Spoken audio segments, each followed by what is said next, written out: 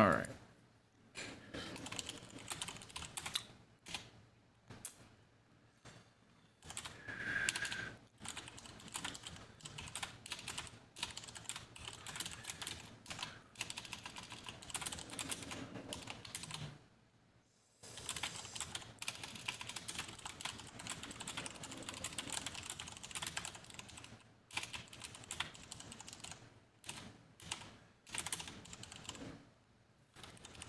There we go.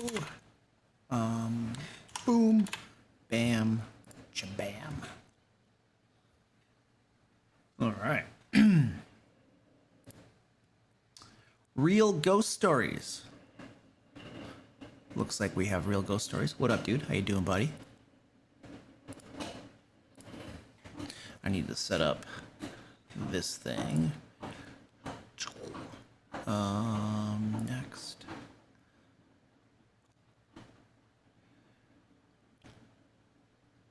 Regular. That's probably good. All right. Jennifer, hello. How you doing? Good to see you. Nate, rice melting. What up, man? Have you literally melted rice before? Is that what that means? Because that's impressive. I don't think you can melt. Can you melt rice? I think it would just burn. It would just burn, dude. Nova, what up? Benjamin, hello. Adam, the D&D guy, what up, dude? How you doing, buddy?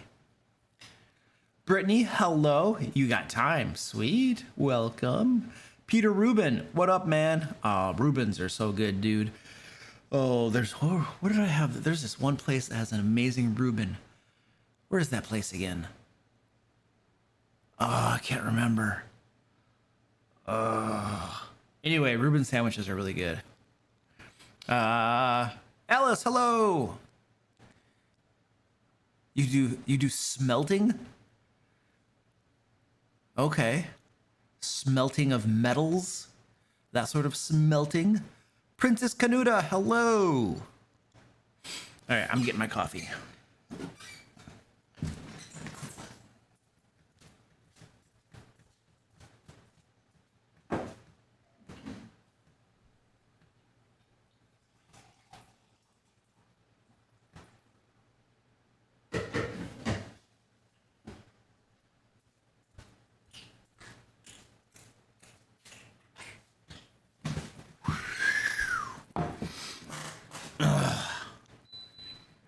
You melt pop cans? So you melt aluminum? What do you do with the aluminum? Andrew Torres. What up? Torres. All right, come on. Let's go. Come on, Stinky. Squeaky, let's go. This guy. Yeah, I know. Come on. Let's go. Come on. Come on, everybody's waiting for you. Everybody's waiting for you. You're 5 minutes late. Come on. This guy, he doesn't want to jump up here. Come on, buddy. He wants attention. He wants to bug me, but he's afraid to jump up here. Come on, you big baby. You gotta give him some encouragement. I don't know what his problem is. He's like, oh, I should probably start the stream. Here we go. Whee! Hey, hello, ladies and gentlemen. Welcome to the live stream. Just hanging out, doing some Q&A.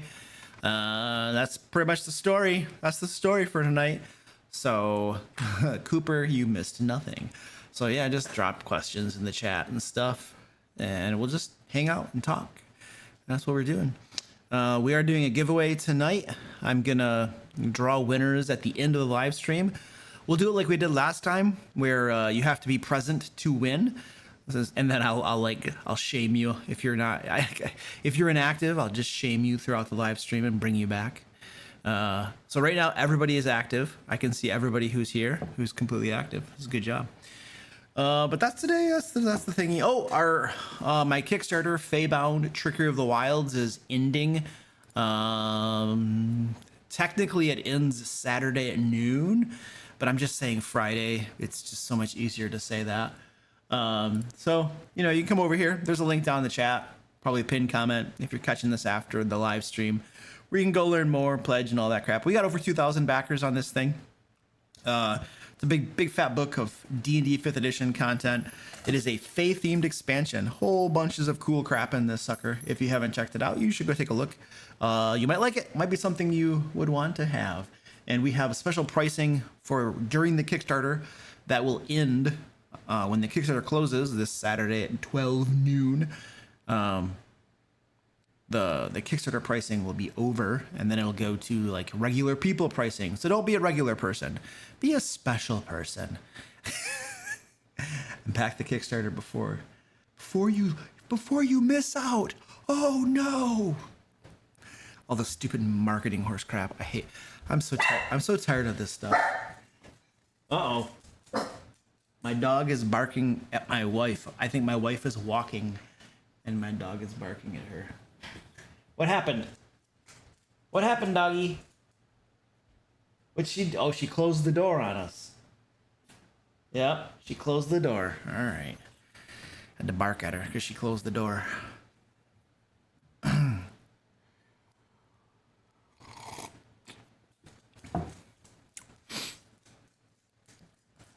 Yeah, I don't like them because all they do is F-bombs. I can't stand that crap. But I'm not gonna. I don't have time to watch that stuff anyway. It's like why would I watch 4 hours of people playing a game when I could play the game myself during the same 4 hours? Or I could play a video game. Or I could take my wife on a trip. We could go to the casino or something. Like there's a million other things I can imagine I would rather do than watch other people play D&D. Yeah, it's not happening. That's not happening.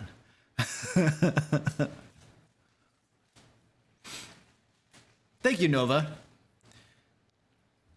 Nice wooden mug, stainless steel interior. Makes me look cool. I use it I only use it in live streams. I never use it. It's my live streaming mug. No, the Feybound Kickstarter is massive. There's a ton of content in there. It's huge. In fact, Zach and I were talking like a week or two ago, and we were like, we could have made that 2 books easy. And I was thinking about it, and we were looking at all the content, and I was like, oh, dude, you're totally right. We could have made that 2 books. And then that would have been better to have it be 2 books instead of just 1. And then we were like, oh, that was a mistake. We should have had that be 2 books. So yeah, there's a lot of content in there. That's going to be we're going to be kicking ourselves. We're going to be kicking ourselves on why we didn't make it 2 books instead of 1. 100%. We already are. We already did. We already beat ourselves up about that mistake. Yeah, Magnus Agma, that's different. Like, especially if you're just starting as a dungeon master and you want to know like how games work and like what people do and what the game master does and stuff, then you can watch, then I can see there's value in watching an actual play. But Critical Role is not an actual play. They're putting on a show, so like it's not the same. And like I would say that probably 0.01% of people's games look anything like that.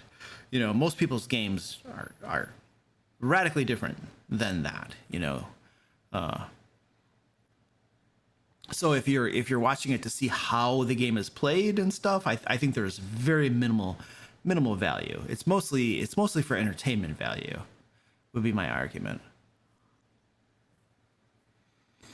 And they're intentionally trying to entertain you, the audience, too, right? Whereas when you are a game master, your job is, I don't want to say to entertain your players, because that's not exactly how that works. You want to run a game where the potential for entertainment happens, where fun can be had. You're running the show, so to speak, and hopefully people are going to enjoy themselves. But you can't to say that your job is to entertain your players is like a step too far, because that's just not. I think that's a bad mentality to take to it, because then it's like you're putting on a show, or I don't know. I can't explain exactly why, but I wouldn't say that your job is to entertain them, but you want to run the game. You want to be the mediator there, the person that's making it all happen, and then making a good environment so that people could have fun, right? They might have fun. Hopefully they'll have fun. They should have fun. Maybe. Yeah.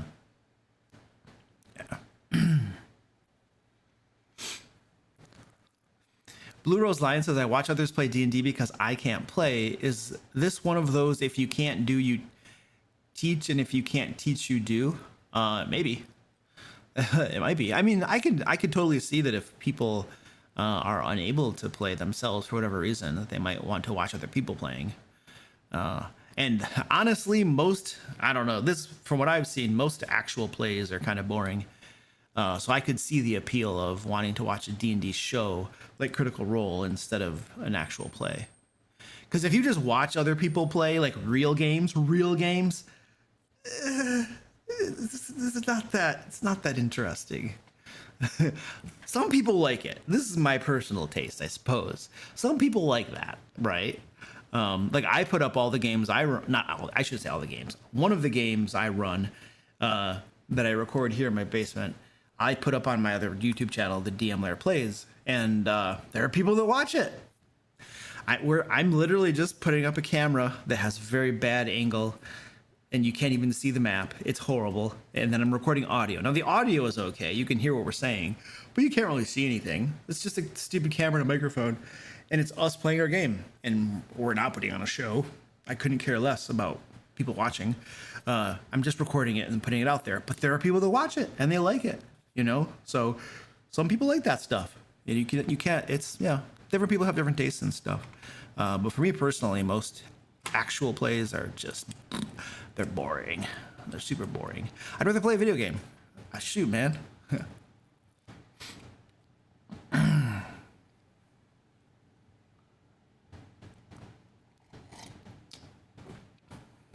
Alice asks, do you have a preferred way to represent verticality?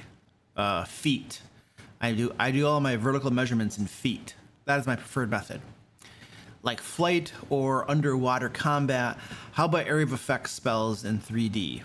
We do it all in feet. Yeah, generally. Like if we're like flying, we'll measure it in feet. If we're swimming underwater, we'll do it in feet. Now area of effect spells, we do meters. This is gonna blow your mind, but it makes total sense, right? When you're just measuring like 2 dimensions, you know, like, or 3 dimensions, like up or down, like flying or swimming, feet makes the most amount of sense. But once you get spherical, when you're talking about spheres, that's when you really want to start using meters, okay? And some of this boils down to the math. Like we do the math in our head, and when you're doing, you know, when you're working with pi in meters, it just gets a whole lot simpler. All right, you can do the math, mental math estimations in your head. One of my players, Joe, he can do the mental math in his head to, like, I don't know how many significant figures, but he can really do it well. He's like boom, boom, boom, boom. He's a genius. He does what is he? He does AI. He's an AI computer programmer. Like he has I think he has a master's, if not I think he has a master's, and he's pursuing his PhD right now. So he is like, you know, genius level computer programmer AI guy, you know. So, and he always tells me that whenever he interacts with ChatGPT or any other AI program, he's always very polite and very nice, and there's a reason for that. But anyway, when you transition to spherical measurements, you definitely want to go to meters. Just trust me, it's easier. It makes everybody's life easier. So that's really what you want to do there. I can't go into all the details. Joe explained it once to me and it made sense, but I can't. It's hard to explain.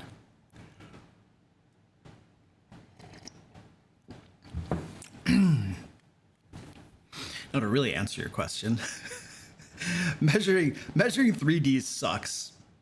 If you're playing on a VTT, there's usually like a way that you can measure height and depth and stuff.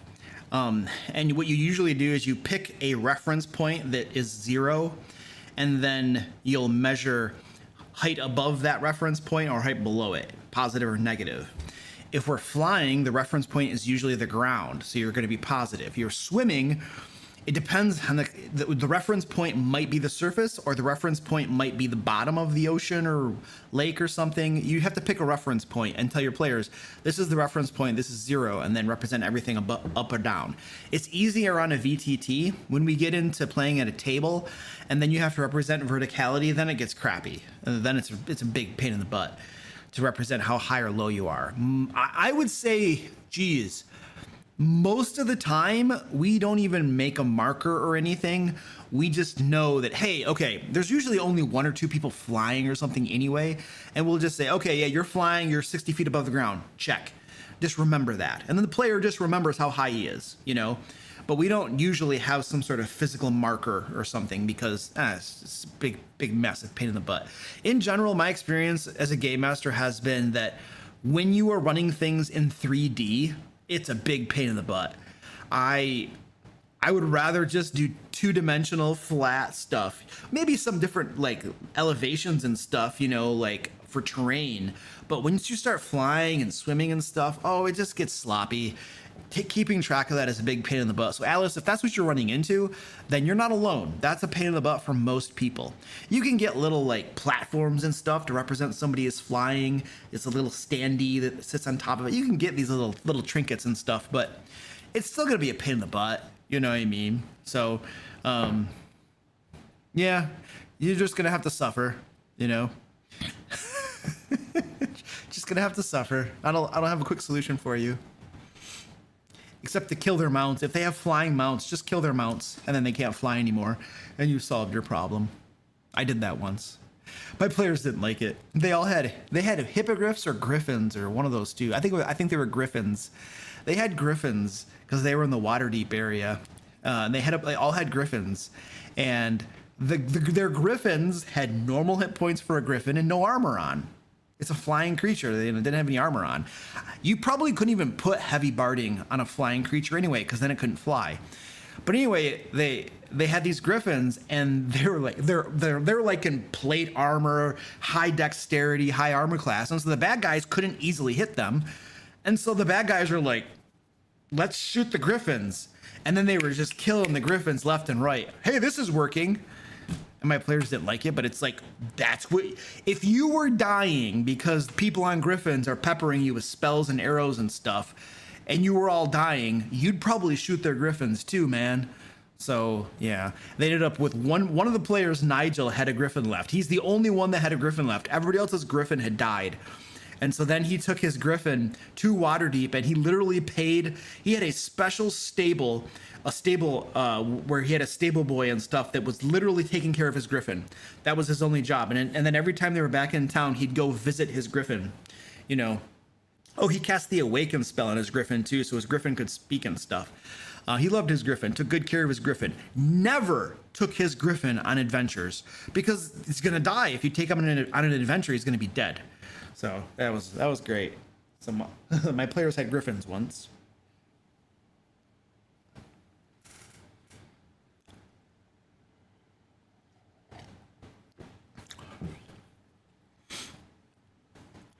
Adam the D&D guy says, my players keep sending me videos that are like 5 ways to annoy your DM.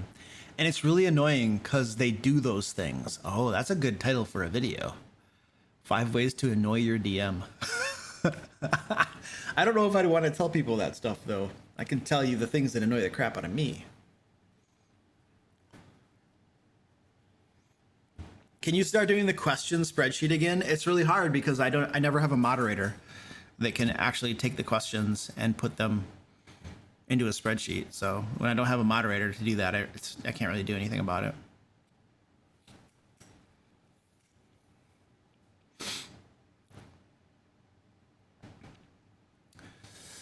We use metric system in my country, so I have to convert everything to kilograms and kilometers, just the battle map. I keep it in feet. Yeah. Well, I mean, all of the spells and everything are measured in feet too, so you'd have to convert everything if you wanted to like use the metric. Yeah. Would you recommend maps and terrain? Because we do theater of the mind. Cars, all the stuff is really expensive for us since we're 11 and 12 years old. No, if you can't, if it's too expensive, then don't use it. You know, don't worry about it. Theater of the Mind is fun. In fact, I'll tell you what I have found. I have a video on my channel that talks about running games in Theater of the Mind. It'll actually, it's several years old, but if you find it, there's lots of good tips in there for running Theater of the Mind and making it easier for you. For instance, with Theater of the Mind, you don't get too specific with like locations and distances. You get kind of generic, you know, like, oh, he's very close or he's far away. You can also use, yeah, so you don't get too specific with that stuff. And you'll do things like, you know, you cast a fireball, it'll hit 3 of the enemies. You know, you cast flaming, what do they call it? Burning hands. Oh, that'll get two enemies, you know? And so you start to just like approximate things.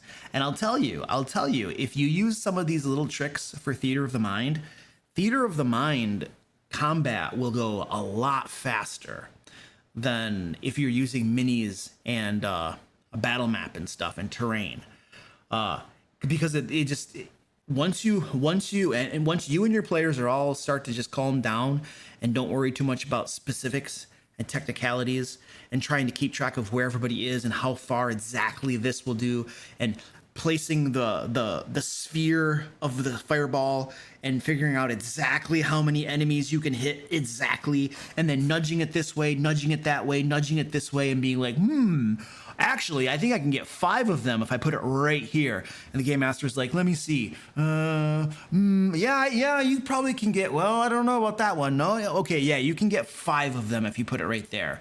All right, but it's got to go right there. Oh, but he's standing there. Oh, yeah, well, no, then move it this way a little bit. Oh, I can only get 4 of them then.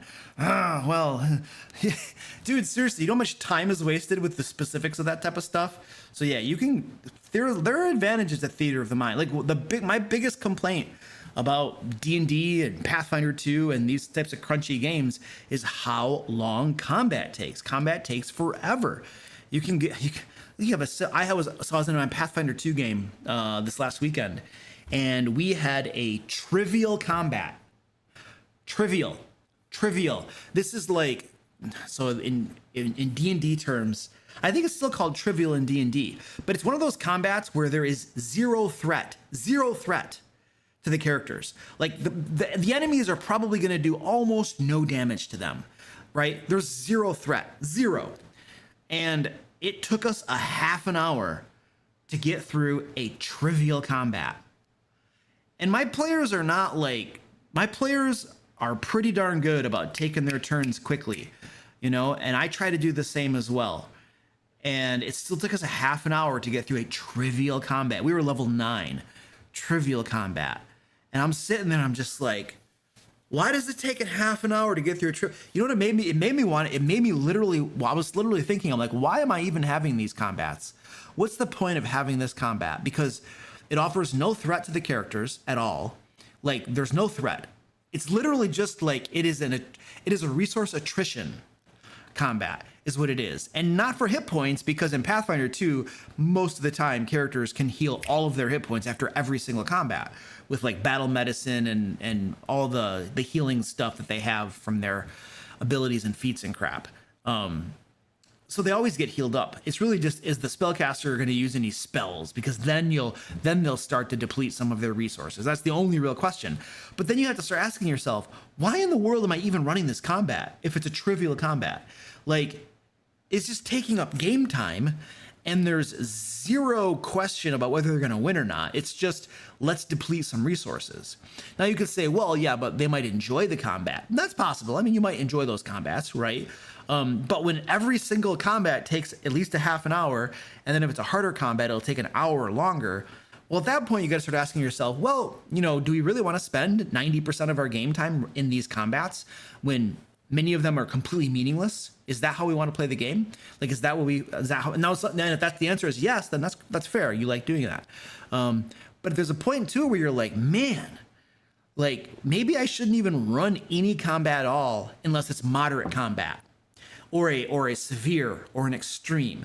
And then if it's trivial or easy for those ones, we should just narrate it and hand wave it, and it never happened. I mean, it did happen, but we'll just talk it through. Like, oh, these guys attack you, and you guys defeat them, and we'll make a little, collective, collaborative narrative out of it, like a storytelling thing about how they defeated them, really quickly.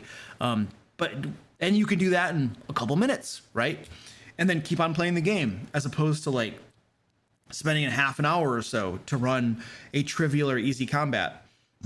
And shoot, for that matter, a moderate combat is almost meaningless. And I'm strictly talking Pathfinder 2. There's obviously similarities and correlations in D&D 5th edition, but I'm mostly thinking Pathfinder 2 right now because that's what I most recently played. But D&D, you can make the same argument for D&D, just using different terms for the difficulties of combat. But you can make the same argument for moderate combats, right? Like, what's the point? Like, resource attrition, that's the real point. Is anybody going to use any spells? That's the real point. Because after the combat's over, everybody gets all their hit points back. You get your focus spell back, all these things you get back. So it's really just, are the spellcasters going to use any spells? Because that might hurt them in the next combat because they don't have those spells. Now, if you're having fun running those and it's enjoyable, because it is, these games are mostly combat games. That's a big part of it, the wargaming aspect of it. And if you enjoy that, that's fine. You know what I mean? But you can't tip stuff over. If you're going to co-stream, you can't tip stuff over. You didn't have to run away. You just have to stop tipping stuff over. Okay, so anyway, it was just like a thought exercise, right? Like, But one of the things I love about games like Shadow Dark, for instance, that's the one I'm playing right now, but these rules-light games, one of the things I love about them is that the combats are fast. It's very fast, very, very fast, very, very fast. Boop, boop, boop, boop, boop, boop. You can have a trivial combat and it's over within, 10 minutes. It's just boop, boop, boop, boop. You can have a really hard combat and it might be over in 10 minutes. If it goes very badly for the characters, it might be over in 10 minutes. If the characters get lucky on some of their rolls, then that really hard monster might die quickly because they don't have this hit point bloat, that you got to chew through. So that's what's one of the things I love about Shadow Dark right now, is that the combats are super fast and you don't have reactions and held actions and all these fiddly bits, all these things. And for instance, one of the things that's a big drag in my Pathfinder 2 game, and this can be true for D&D 5th edition and Pathfinder 2 are both rules heavy games. They're medium to rules heavy. If you call them medium, if they're called rules medium, they trend toward the heavier side of that. Make no mistake. Pathfinder 2 trends more toward the rules heavy than D&D 5th edition, but I will say that D&D 2024 made it even more rules heavy. They're adding these weapon specializations and other things into there that make it even more rules heavy, right? Which slows things down even more. And so these rules heavy games, combat gets really boggy. It slows down a lot. And now if you like that because you like the specifics and all the technicalities and you like all of these details, right? And you love that, that's great, right? Because lots of people love that crap. They love the crunchy, all these little rules and stuff. And they don't care if a combat takes 2 hours. They just don't care because that's fun, that's enjoyable, and that's cool. I know there are lots of people who like that stuff. But more and more, I'm liking the rules light stuff, where combat's fast and decisive, and you get through it, and then you can spend the parts of the game. Then you have more time in the game to spend on other things like exploration and social interactions and stuff. If you enjoy those things, and if you don't, you'll just have more combats because the pace is faster. And you get through the dungeon quicker, and you get your rewards and you get the loot and you level up and everything just kind of moves. It's more interesting. I don't know. It's more interesting. So, but I don't know what my point was. Somebody said something and it kicked off that whole discourse.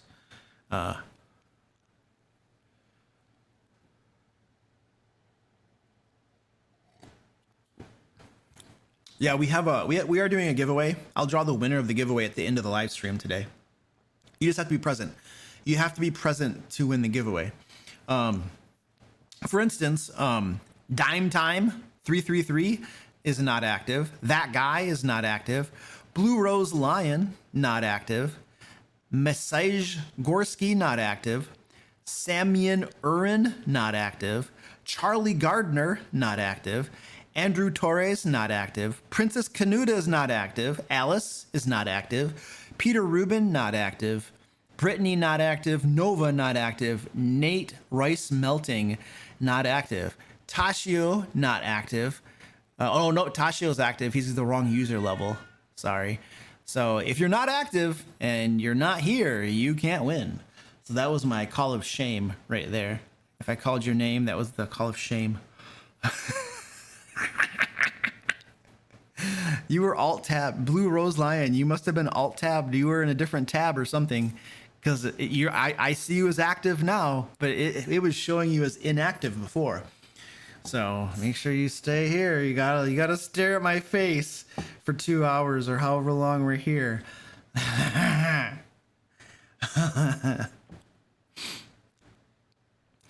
Gonna download the list of names. I'm just shaming you guys. I'm sorry. I'm being a big jerk. Mithril Gaming. Yeah, you hit that's exactly the case. Combats are supposed to be fast. D&D combat is really rule heavy, so it takes forever. Exactly. When you have the rules heavy games are going to have slow combat. Yeah, that has been my experience. And it doesn't matter if your players take their turns quickly or not, right? And whether the game master takes his turn quickly or not, you can do the best you can, but the rules heavy games have slow combats. That's just the way it tends to go.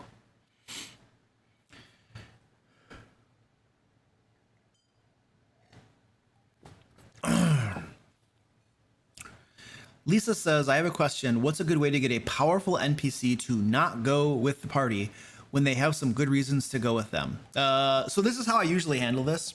Lisa, I am not... I cut straight to the point with my players most of the time. I'll probably come up with some flimsy excuse, right? But what I'll usually tell my players is I'll just say, hey guys, listen, this is a very powerful NPC. They are not going to go on an adventure with you. That's just the way it is, okay? And this is why. And you guys already know why, because we've had this discussion before. But you guys are all level 5. This NPC is way more powerful than you. If I send this NPC along on an adventure with you, there's 2 ways this can go. 1, Luke does not change the adventure.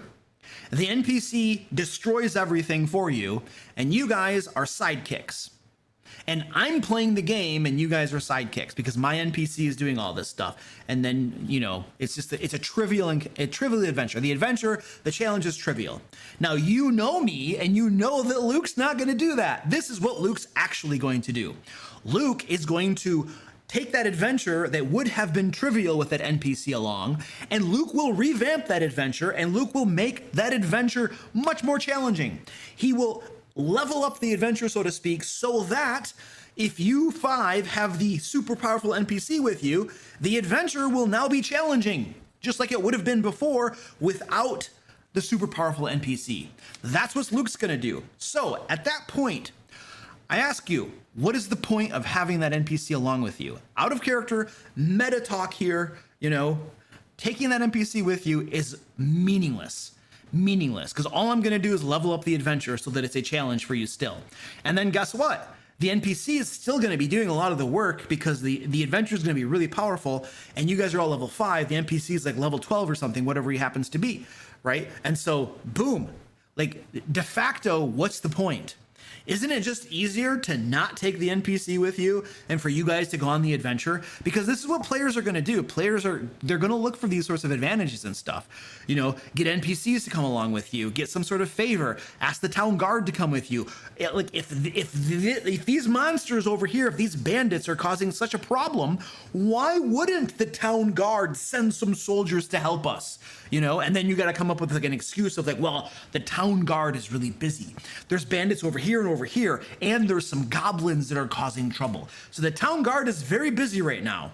And then the players are like, well, yeah, but come on. You know what I mean? You come with us. It's like 1 hour, and we can go clean them up. How are you too busy to send some town guard with me for 1 hour? Come on, give me a break. You know what I mean? Or they'll say, okay, fine, the town's guard is too busy. Let's go to the tavern and find some mercenaries. You know what I mean? And so like you can come up with like, you can keep on churning through in-game rationalizations or justifications why X individuals or NPCs won't go and help the characters, right? And you can do this like in every single adventure when your players are trying to gain like some distinctive advantage, you know, or you can just simply time out. We're not playing that game. They're not going along with you, and this is why. And then you explain things to them out of character, right? And then they just know that this is the way it works.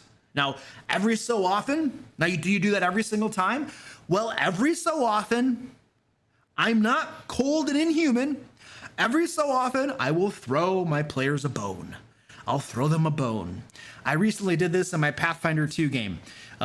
They had just released a very powerful Ifriti Malik or something. I forget what the name of it is. It's a noble Ifriti. And they had released her from her imprisonment. And they were asking for a reward. And this is part of what I hate about Pathfinder 2. I had found this really powerful sword that she was going to give them. But it happened to be a short sword, okay? It was I think it was a flame tongue short sword. It was a very powerful sword in Pathfinder 2. Way better than any weapon they had. And I got 6 players. And because none of them used a short sword, and all of their feats and abilities or whatever it was were very specific towards certain weapons and stuff, they were all like, none of us can use that sword. It's impossible for us to use that sword. And I'm just like, oh, but it's so much more powerful than anything you have, and you can't use it. What the crap? And so they didn't want the sword. I'm just like, I'm rolling my eyes. Okay, like, not to them. I was putting on my poker face, but inside I'm just like, this is so stupid. This is a super powerful sword. It's an amazing reward, and yet because of how this game system works, none of you can use it. I'm like, this is stupid. So anyway, they were like, we don't want the sword. Can you just give us some like minions, some of your like flame minions to go along with it and help us on our adventure? And so I was like, yeah, whatever. Okay. She sends. So in Pathfinder 2, they don't have fire elementals. I think they're called Awakened Fire or something like that. It blew my mind because I was looking for fire elementals and I couldn't find them, and they had some special name. But I think it's called like Awakened Fire, or I don't know. I don't remember what it's called, but I found them and they're not very powerful. And I sent along, I think I gave them 4 of them, you know? And then one of my players, Joe, was like, that's it? And I'm like, yeah, Joe, that's all I'm giving you, man. I'm not giving you any more. You're getting 4 of them. That's it. She's like, yes, you get 4. I should have took the sword, man. You could at least take the runes and everything out of the sword and put it on your own weapon, but I don't know, whatever. They didn't want the sword. So anyway, every so often I do throw my players a bone, but most of the time they just get the explanation of we're not playing this game of recruiting people to help you and stuff. Not in a game, not in a game system like D&D 5e or Pathfinder 2. However, if we were playing something like Shadow Dark, then I would be much more comfortable letting them have a few sidekicks or minions go along with them. Not a super powerful NPC, that's not happening. But like some little sidekicks or something to go along with them, I don't mind that quite as much, because there's just a difference in how that game system works, in so much that like having hirelings or sidekicks and stuff is not nearly as impactful to the game. And if I wanted to rebalance slightly, it would be very easy to do so. But games like D&D 5th edition, or especially Pathfinder 2, are so amazingly crunchy.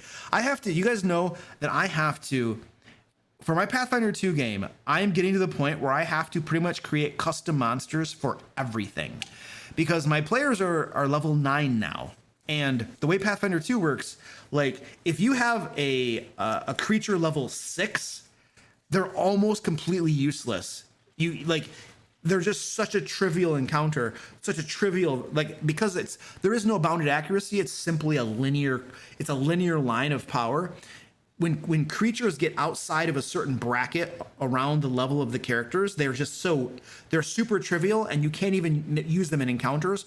Or if they're too powerful, obviously, they'll just like curb stomp them, because their armor class is so high and their to hit modifier is so high, the players stand no chance. Everything's a critical hit. The players can't hit the other person. It's a curb stomp. And so like I'm getting to the point where if I have an idea for an adventure that involves certain types of creatures, I have to customize every single one of them to make sure they're the exact right. I have to put them right in that bracket. They got to be the specific level of creature. And I'm just like, man, this is getting old. They're level 9 right now, and I wanted them to fight. They're going into, I'm running in the Eberron campaign setting. and they're in Droam right now, and there's this warlord Cyclops who has this keep, Grimstone Keep, and I need a Cyclops, I need little minion Cyclopses, and then I need some Rust monsters in there, and then I had Hellhounds in there, and I'm like, I had to customize all of these things. I'm leveling them up, I'm turning them into mobs, you know, I'm doing all this stuff, and so much time is spent customizing the monster levels. Oh, it's such a pain in the butt. Oh my goodness. Because I wanted to run a specific type of adventure, you know, with certain monsters in it. I had to customize all of them. Now, that still happens to a certain extent in D&D 5th edition. But it's a little bit easier because of the bounded accuracy system. I can still use a low-level creature in a higher-level adventure in D&D. I just give it a little bit higher to hit number. Instead of a +3 to hit, it might have like a +6 to hit, and then all of a sudden it's a challenge again. You know what I mean? They might still hit it once or twice and it's dead, but it can still be a challenge. Pathfinder 2, you can't do that. You got to change all the numbers, man. Everything's got to scale up. You know, so the crunchier the system gets, and the more fine-tuned it is, the more challenging it is. I'm finding to create certain adventures. You know, now if I didn't care about the type of adventure and I was just going through the monster manuals, the bestiaries, and picking out the monsters that were already at the appropriate level, well, then it would be much easier, obviously. But I had a special idea, and it got to be a big pain in the butt. Oh, Squeaky went off. He was knocking stuff off my desk, and I reprimanded him, and he decided to leave. He flipped me off and left. He's like, I'm not gonna take this abuse from you, and he left. Why is there a bee flying around in my room? Where did the bee come from? That's not gonna work. That's not gonna work for me at all. You must be getting in through a window or something. How did a bee get in here? How do you make sure that a rogue doesn't steal everything? Sometimes they get caught, and when they get caught, bad things happen.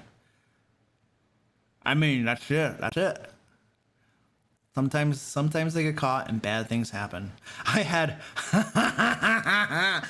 So I'm running a Shadow Dark game right now, and for one of our first game sessions, the players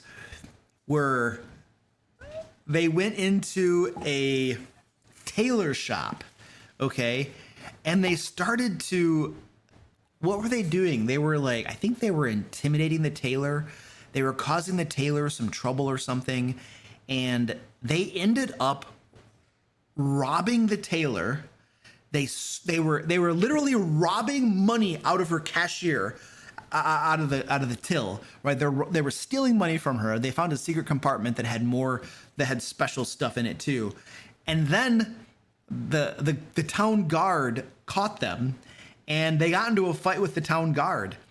Don't ask me why they were robbing from the tailor. I have no idea. I don't remember. There might have been a reason. I don't remember. They just decided to rob. They just wanted to steal stuff. I don't know. And so they got into a big, did they? No, I think they attacked the tailor. Didn't they attack her? I think they attacked her for some reason. I don't remember the details. It's been like a couple months, so I don't remember exactly. But the town guard came across them, and they ended up getting into a fight with the town guard. And the town guard was beating the crap out of them. And the players started running. The characters were running away because they're like, we can't do this. And then one of the characters was apprehended by the town guard and taken to prison. And they had actually, that character had killed one of the town's guard too. So they'd already killed the town's guard before they were apprehended. And then, so they were taken to jail, you know, and they were going to see the magistrate and stuff like that. And the other players were like, the characters were like, you know, okay, they learned about it. And I told them, hey, you know, one of your companions has been apprehended. They've been arrested by the town guard. They were guilty of, you know, resisting arrest, murdering a law enforcement officer, whatever you want to call it, you know. And they're sentenced to death. They will be executed. Do you guys want to do anything about it? So I was like giving them the opportunity to do like a jailbreak if they wanted to, you know what I mean? And they were all like, nope, we don't care. And so that player, their character was executed, and then they had to make a new character, and they didn't care because it's Shadow Dark.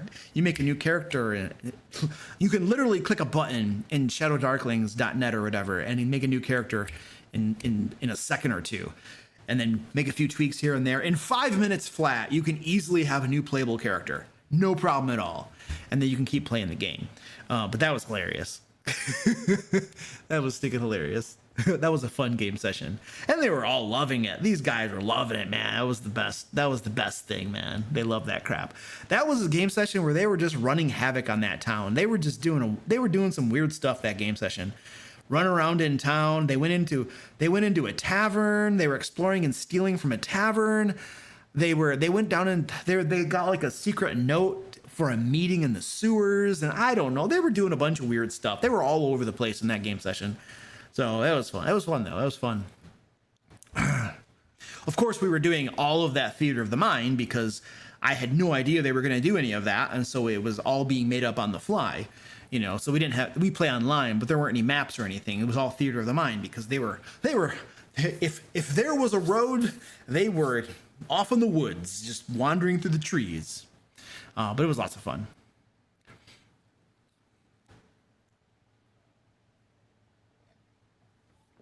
Yeah, Squeaky ran to HR. Oh, we got another one back. What's up, Squeaky?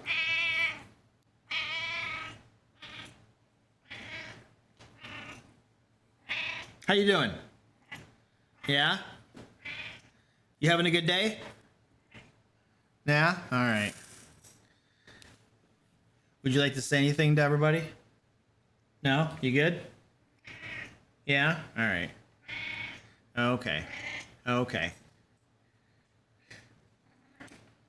Okay. That's my coffee. My coffee. Murder hobo much? Yeah, that's kind of what they were doing.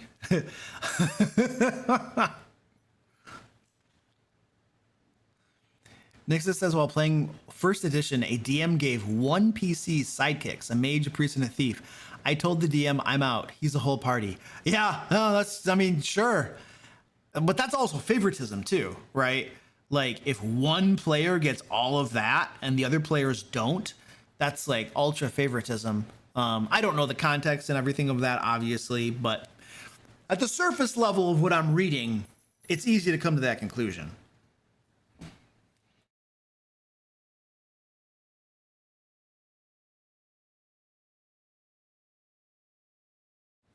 Yeah, interacting with the town can be fun. It can be fun, yeah. That was a lot of fun.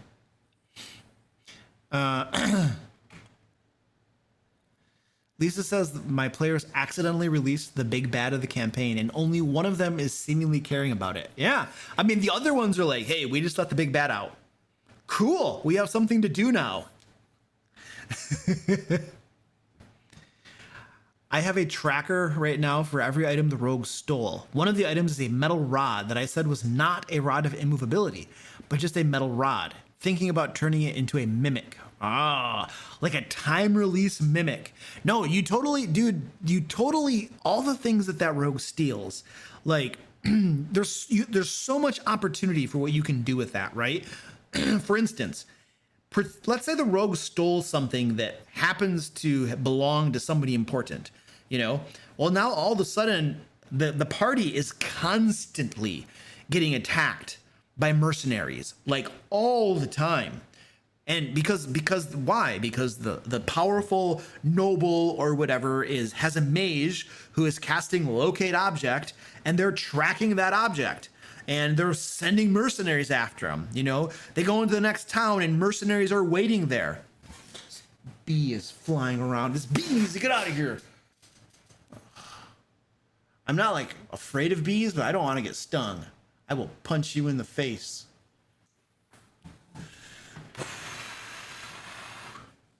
My daughter is terrified of bees. She will lose her crap if she sees a bee.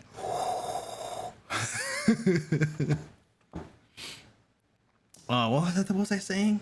I don't remember what I was saying. Oh yeah, you can do. There's a lot of cool stuff you can do with the stuff the rogue stole. 100%.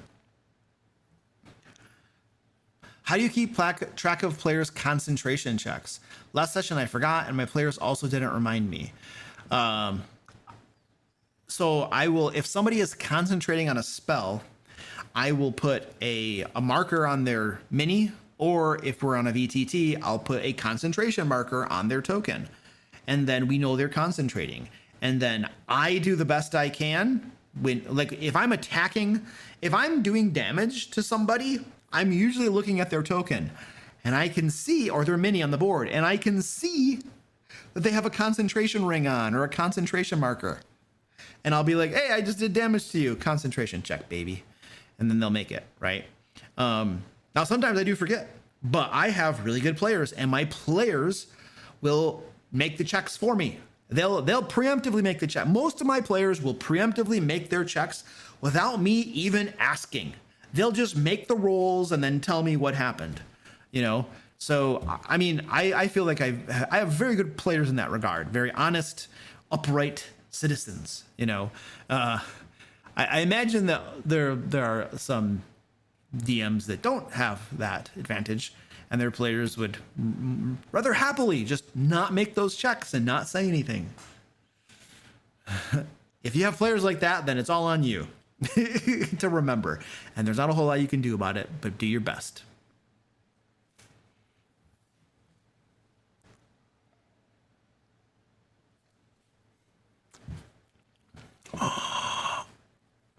Dr. Feargood says, give the rogue a special mimic gold coin.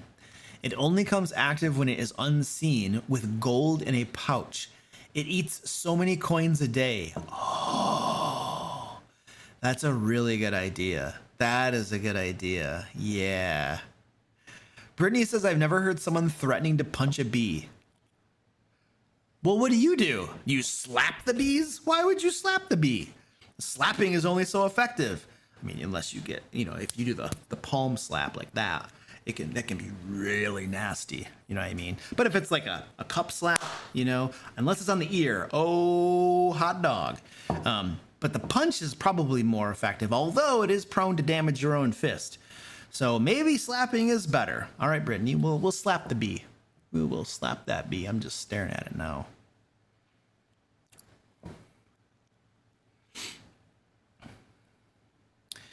We were being silly one game. My DM gave me a powerful familiar. I hated the darn thing. It was more popular and useful than my character. Yeah. I mean, this is like, this is one of the standard or stereotypical or classic examples of the problem with a powerful NPC in the group or a powerful familiar in the group is when you have the characters and then there is an NPC who is more powerful than the characters, that NPC, like, they outshadow them, they overshadow them.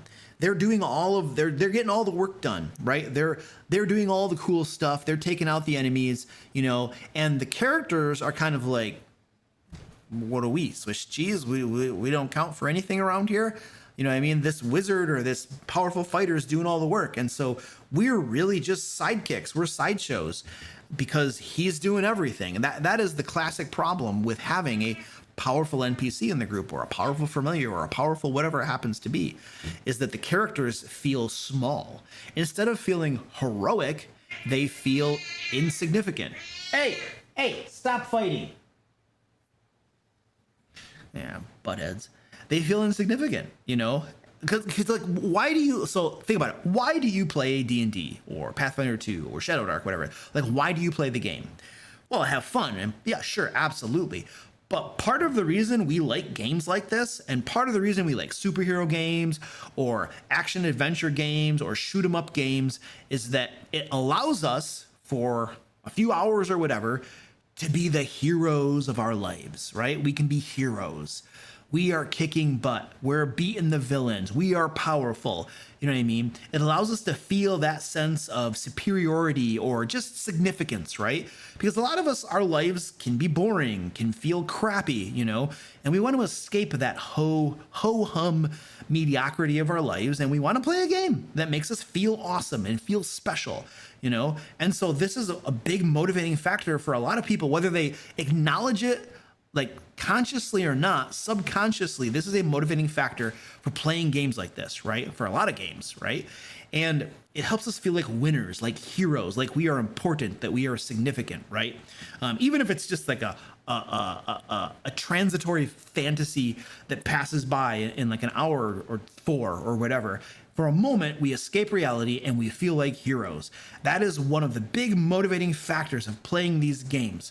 And so when you have an NPC who overshadows the characters, it robs the players of that feeling. It robs them of what is, at least on the subconscious level, one of the motivators, and possibly a very strong motivator, maybe the primary motivator of why they play the game to begin with, right?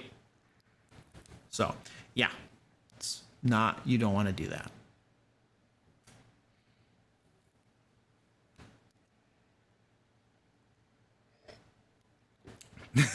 If you damage your fist punching a bee, either you're weak or that is some bee. Yeah.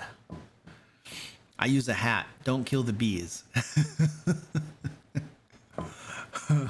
There's a big myth going around that the population of bees is on the decline and that it could cause a problem with pollinating flowers.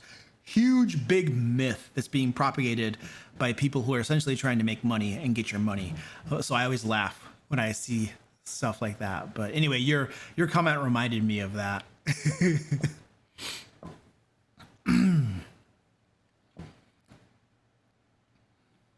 Do you have or use any of the Game Master Book of series, like Random Encounters, World Building, etc.? And do you find them useful? I think I actually have one of them. Hold on, I think I have one of them.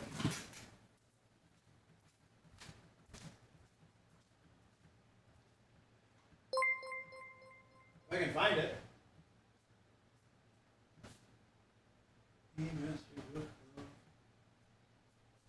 This tells you how much I use it.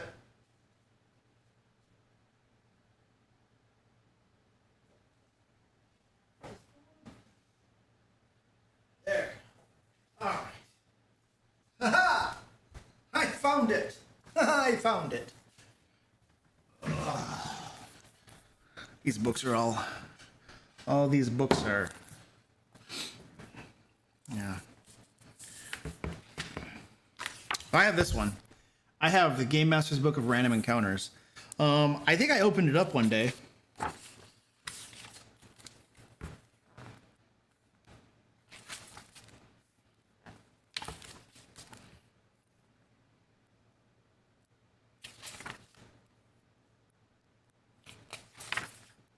I don't remember what was in here. Random Encounters.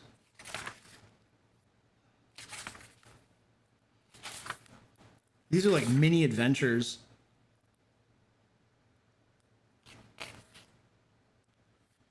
It's like a lot of reading.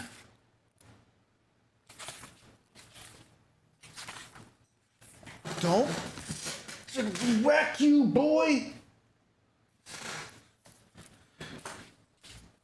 These are like mini adventures. These aren't even encounters. These are short adventures. And there's a lot of reading. Look at this. This is so much reading to do. No, I'm never going to use this. I'll just make stuff up on I'll make my own stuff up and it'll be faster.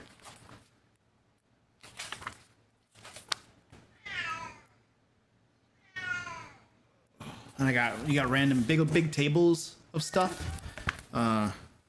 Randomized tables are antiquities of the ancient past at this point with modern tools that we have. No, these are short stories that would require a lot of reading for me. I don't think I would ever use this. I would make something up on my own. And it would take less time than reading something that was pre-made that might not work for what I'm doing. So no, I wouldn't use that one at least. Sorry, whoever made that.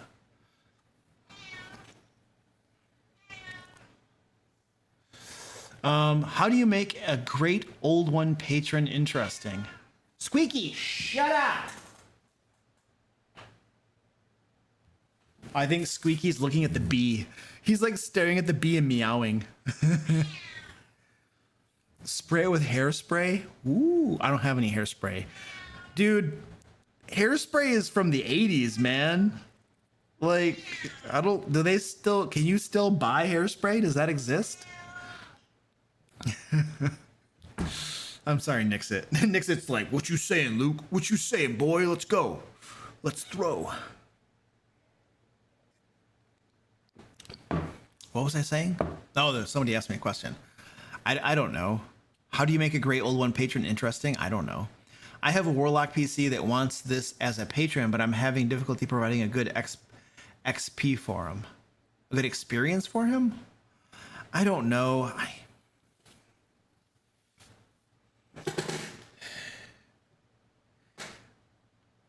I'm gonna be honest with you. That's not my problem. That's not my problem. I don't. I'm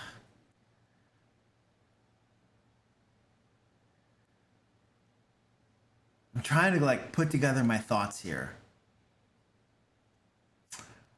This might be my game master style. This might be like just how I run games, or how I like to run them, or how I just do them, or whatever. But I like creating interesting adventures, and I like running adventures. That's what I do. I write adventures, I make adventures, I run adventures. That is my strong suit. That is what I do. That is what I do. When we get to the idea of, you know, they have a great old one, the Warlock has this patron.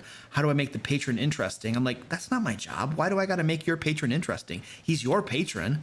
It's your character. This is kind of like your backstory. You have a patron. Okay, fine. Like, that's not my, like, why do I have to be involved with your patron? You know what I mean? Do you want me to have your patron giving you stuff to do? Like, do you want to have to fulfill requirements from your patron? Is that what you're asking from me? Like, is that what you want me to do? Like, okay, so I'm your patron and I give you these powers and I'm going to have you have to go do stuff for me. Like, is that what we're talking about here? Right? Because if I did that, well, then I guess you could use downtime for that. But like, we're playing a group game where everybody is assumed to be together when they go on these adventures. So how am I going to have like the Warlock go on something special for his patron when the rest of the party needs to be with him as well? You can do it. There are ways to do it, but it gets a little more challenging. Am I doing an adventure? Am I doing like a character arc for that? You might, you know. But there's a part of me that's kind of just like, you know, you know what? If you want to make your patron interesting, you make your patron interesting. The player can make your make your Warlock patron interesting. Like, why does the game master have to do that? You know what I mean? Now, if you're asking me for character side arcs, no, I can do that. But guess what I'm going to do? I'm going to send you on an adventure, because that's what I do. I make adventures for you to go on. You know, your patron might be upset with you because you never do anything for him. And so the great old one is like, you are going to go get this chalice for me. Otherwise, I'm taking all your powers away. And then the Warlock has got to go talk to his other adventurers and be like, hey guys, we got to go on a side. We have to get a MacGuffin for my patron because he's upset with me. And all the other characters are like, oh, okay, fine. Well, there's going to be loot. I mean, there's going to be other loot there besides the chalice. Yeah, and you're gonna get XP so you can level up. Oh, yeah, that's true. Okay, but you know, the mind flayers are like burning villages and killing people. Yeah, but great old one patron side quest. Come on, guys. Fine, we'll go do it. You know, so like, I don't know. You can do that stuff if you want to. There's part of me that's like, and I do some of that stuff sometimes, but I've done character arcs a lot more in the past than I do now. Now I tend to focus on, well, there are two things most of my games tend to focus on now. The main adventure arc, the main campaign idea, and then just side quests. Just random side quests. Little plot hooks I drop all over the place, and sometimes my players go do it. You know, my Pathfinder 2 players love their side quests. They spent 8 months on side quests not too long ago. And then when they got back to the main adventure arc, there was an entire adventure I had written that was mostly invalidated and they had leveled up way beyond the adventure and it was worthless. I had to rewrite it and change a whole bunch of stuff. So I don't know. I gave you some ideas for your great old Warlock patron thing, but I don't know.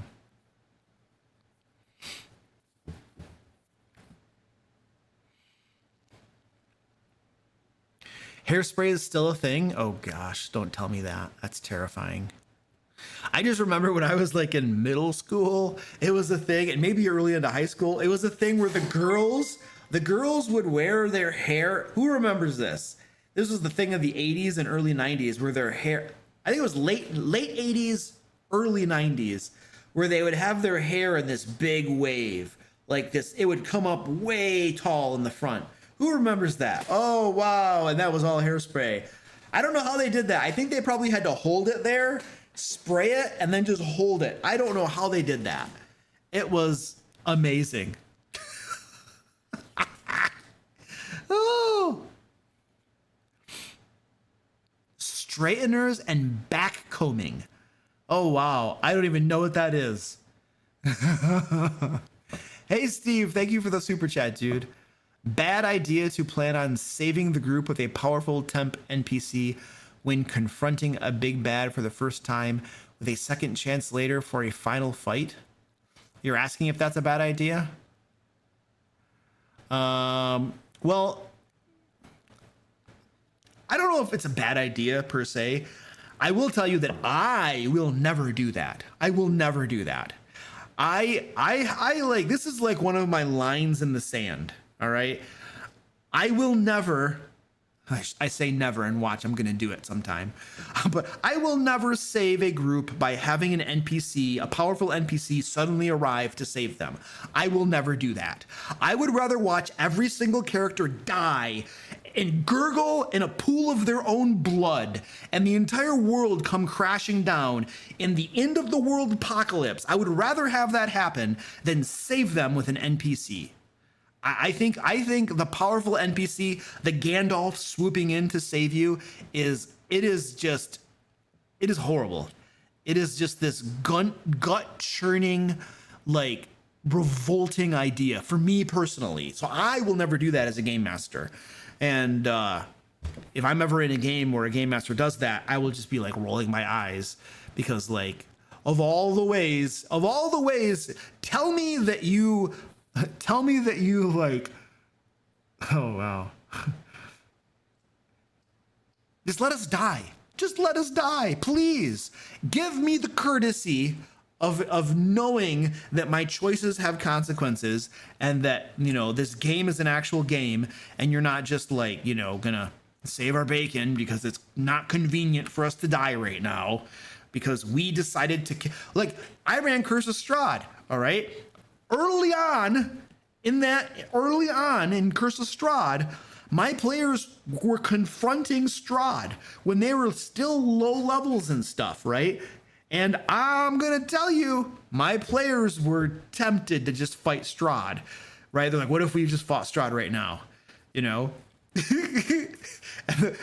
But you know what? They didn't. And you know why they didn't? Because they know me. And they're like, yeah, if we fight Strahd right now, Luke will just kill us all. So we should probably not do that, right? But if they were with a different game master who was like, I don't know, like a pushover or something, then they might try it because then Strahd will just beat them up and throw them in the ditch so they learn a lesson, you know? But my Strahd would have just murdered them. Oh, hot dog. That would have been fun. And then they would roll new characters and be like, yeah, we're not doing that again. That was a bad idea. So no, if my players were confronting a big bad and he was way too powerful for them, then I would role play the big bad. That's what I would do. I would role play the big bad. What would the big bad actually do? If it would be in character for the big bad to just obliterate them, that's what he would do. Now, if the big bad could reasonably have a real motivation for not just killing them all, right? Well, then he might do that, you know? But I want my players to know that I'm not going to just save them just out of some, I don't know, whatever motivation that would be, you know? I was going to say kindness of my heart, and I'm a pretty nice guy, but like, I want my game to feel real too, and not just like, oh, he just saved us because he didn't want us to die. So I'm not going to do that crap.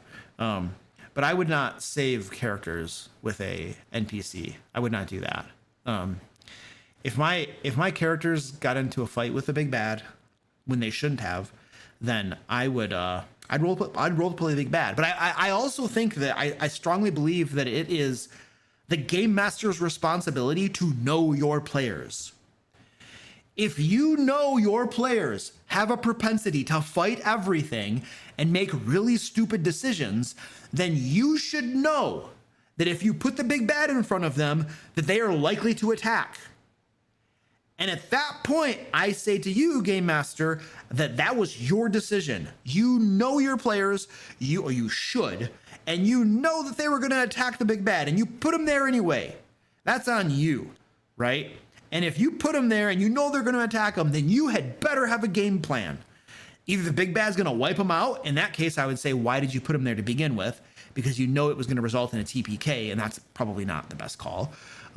Or the big bad had another motivation and was not going to wipe them out. Like you could actually justify Strahd not killing the characters when they were at low level, right? There is a justification for it, and I just thought of it a second ago. An easy justification. You know, one of the things Strahd, per the module, was looking to do is that Strahd is looking to find somebody of sufficient power to take his place as, the Lord of Barovia. Now, of course, he is never going to do that. You know what I mean? It's not actually possible for that. But the module literally tells you that. So it is feasible that if Strahd were attacked by this group, he might just beat the crap out of them, but hold back a little bit because he senses the seeds of potential in them.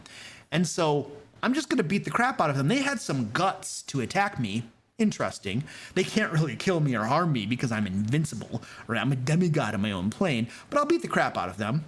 I'll leave them in a gutter because I see potential in them, and now I am going to beset them with my minions in my domain, and I'm going to test their mettle, and I'm going to see how much potential they actually have. So you could actually justify Strahd not killing them, right?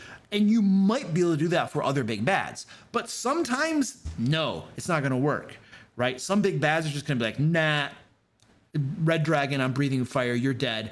Now I'm taking all of your cool shinies, right, and adding them to my treasure hoard because I will not suffer fools attacking me, So it really depends. But having an NPC save them, that's a big no in my book. That's a hard line. How about saving the characters by someone powerful, but still letting them fail? Like you're alive only because of them, but the enemy still got the MacGuffin and burned the city, so you lost big. It's the same. It's the same thing. It's the same thing. You're still committing that act of saving them. Like I don't care if they still fail.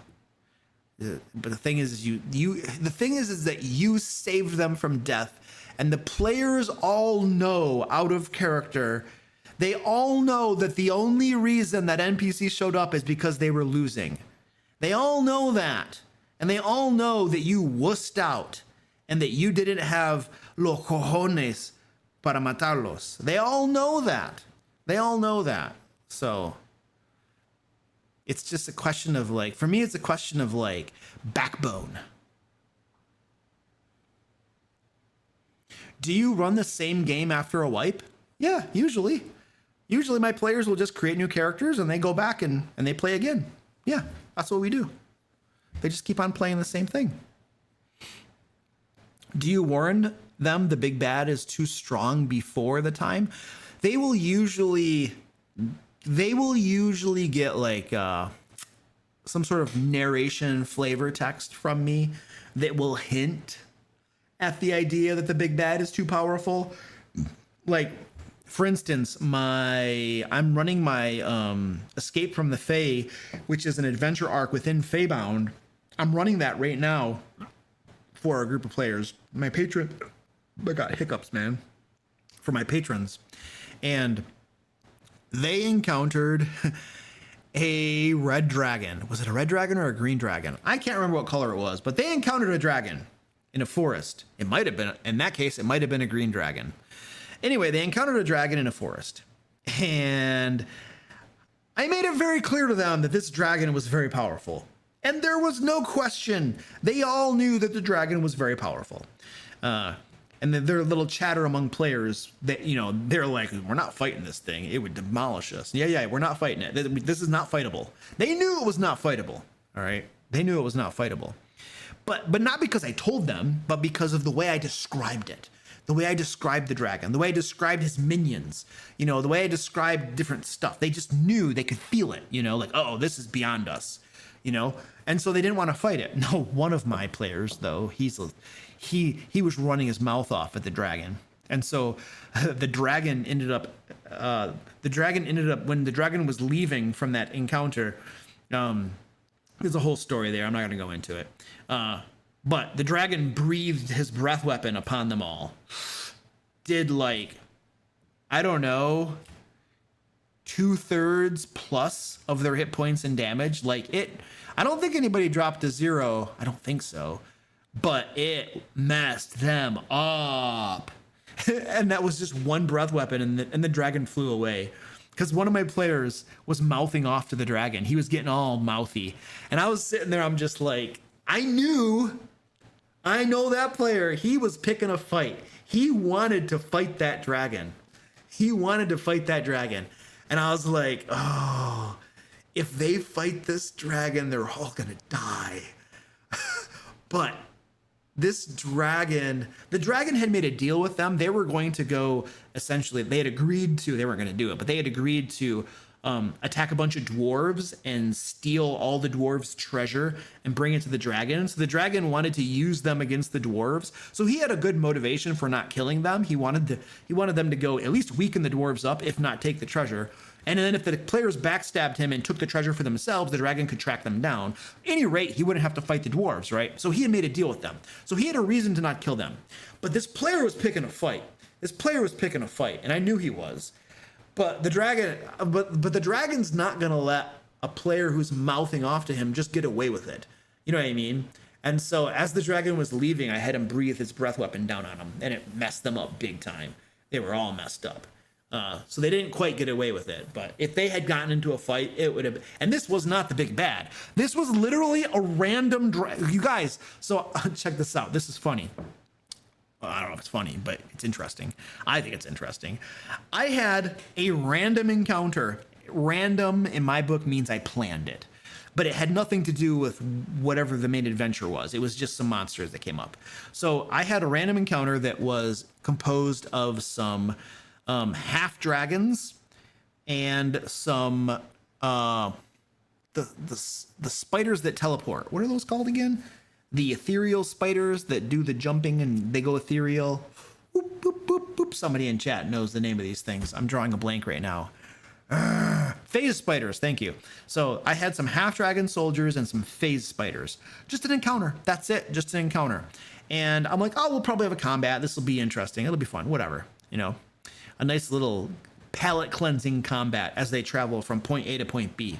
Well, it turns out my players got really interested in these half dragons, and they, instead of fighting them, they were having a conversation with them and stuff. And so I was literally, now I have to improvise why these half dragons are here and why, and they noticed the spiders too, and why are the spiders here? And I had a little bit of a backstory for them already. They served this dragon. I already knew a little bit of it.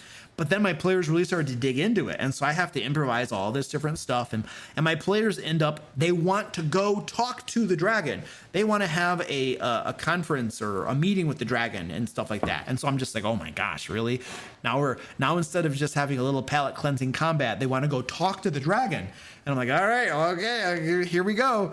And so the half dragons, I mean, they convinced the half dragons, you know. It was a patrol basically, and they go and they have a meeting with the dragon, and that's where they talked about the dwarves and all this kind of stuff and all that, whatever. So, but yeah, it was a random encounter that turned into this whole thing, and it took us, I think, most of a game session. None of that was planned. None of that was, you know, intended or anything, but my players wanted to do it, and they were all interested and they're all excited about it. I don't know if they thought that was like what they were. No, they did. They were talking about that red dragon or the green dragon or whatever color it was. And I think they really thought that it was part of the campaign and that they were supposed to do something with it, or there was a potential for that dragon to help them, or for the dragon's soldiers to help them on their quest or something. But there was a little bit of a conversation around that. So I don't think that they realized that it was just totally random. Maybe they did. Maybe I'm I don't know how to read my players anymore, but yeah. If you love half dragons too much, you end up with quarter dragons. No plan survives encountering the players. Yeah, well, that's why you don't plan too much. You create situations and then you see what happens when the players encounter those situations. Literally, I created a situation. Half dragons, face spiders. They're a patrol. They serve this big dragon. Cool. You know, that was the situation. And then my players encountered the situation and it went in a way that I didn't think it was going to go. So you improvise, you make stuff up, you know, and we have modern tools that make that a lot easier these days.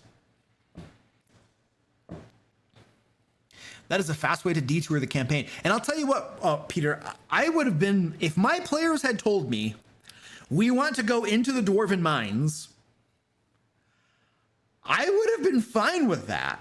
I wouldn't have cared a whole lot.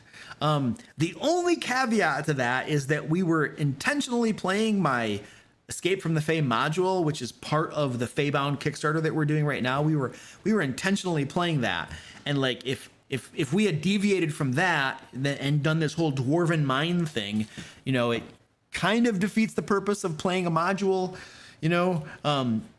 But I probably still wouldn't have cared. I probably still would have done it. I would have just told my players, be aware, guys, that we are no longer playing the module. We are playing something brand new that Luke's going to have to make up, you know, which is cool. I enjoy making I enjoy making adventures. This is what I do. I like this stuff. You know, it's fun. It's fun for me. And I'm happy to do it. But just be aware, you're no longer playing Escape from the Fae. You're doing your own thing, you know, in this Dwarven mine. But my players, my players might have known that it wasn't part of the. I think I might have just told them that it wasn't part of the module or something. I don't know. I don't remember. It was a little bit ago. So they didn't do it, right? But usually I would be pretty fine with it. I'd be like, whatever, let's do it. I don't care. As long as you give me time to prepare the adventure, right?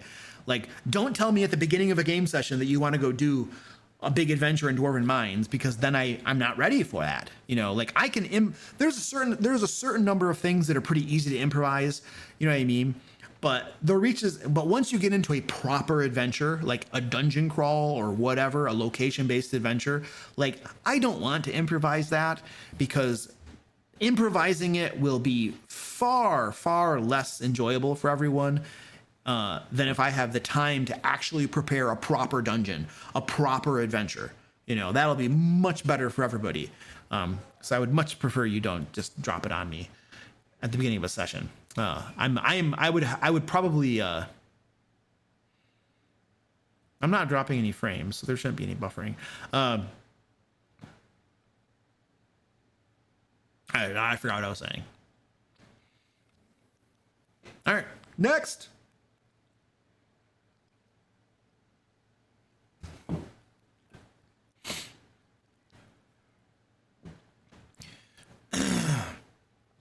I probably should talk about my Kickstarter. So, ladies and gentlemen, we have my Kickstarter, Faebound, is ending. What is it? Today's Thursday? Yeah. So you got like a day and a half or so. Saturday, October 11th at 12 p.m. Eastern, it will be closing. So Friday is your last full day to pledge. So basically Friday is your last chance to pledge. We're giving you a massive Fae-themed expansion for D&D 5th edition. We got 6 new races, 10 new subclasses, over 100 monsters, Fae mechanics, like Fae contracts, true names. We got Fae magic items, a full Fae campaign setting with 4 unique Fae courts. And then we have a 12-part adventure arc. The adventure arc is called Escape from the Fae, and I wrote that myself. So it is really cool. I like it. I spent a year writing that thing. I think it turned out awesome. So anyway, go check this out. You can learn more. There's a link down below in the description or the pinned comment if you're catching this on the watching this afterwards. So, but time is running out, and we always have special pricing for the Kickstarter itself. So if you back during the Kickstarter, you're always going to get better pricing than if you wait until after the Kickstarter. Now we always have like sales and stuff that's unable to predict, you know what I mean? So, you know, if you wait a couple years, you might catch it on sale or something. But if you want to lock in your guaranteed low pricing right now is the time to do it.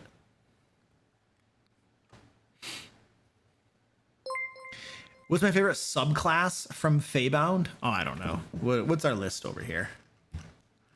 I have like a list of the subclasses. Let's take a look at them. I don't like bards personally. Bards aren't my thing. Let's see. The Pact of the Witch Warlock is right up there. Let's see. Pact of the Witch Warlock, Ranger, Paladin. Oh, by the way, Zach, did you see my comment about the Oath of the Trickster Paladin? He cannot have Blur as one of his spells.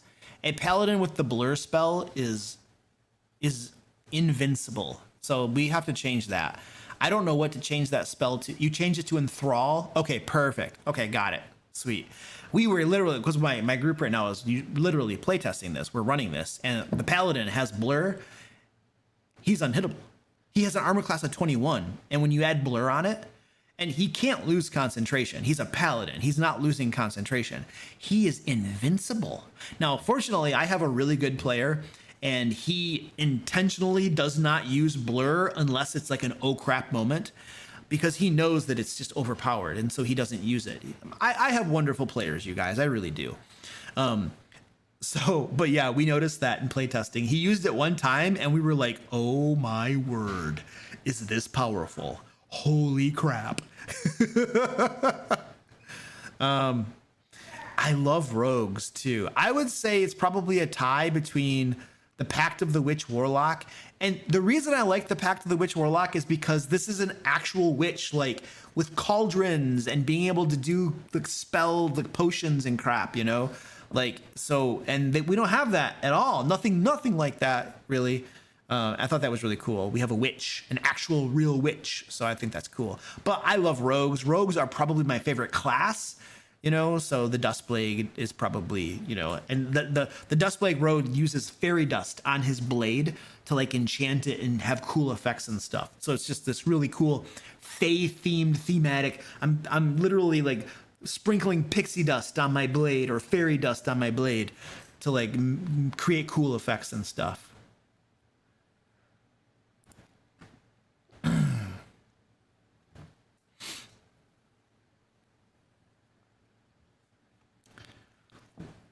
John says, how do you keep chaotic players on track without shutting them completely down as a dungeon master?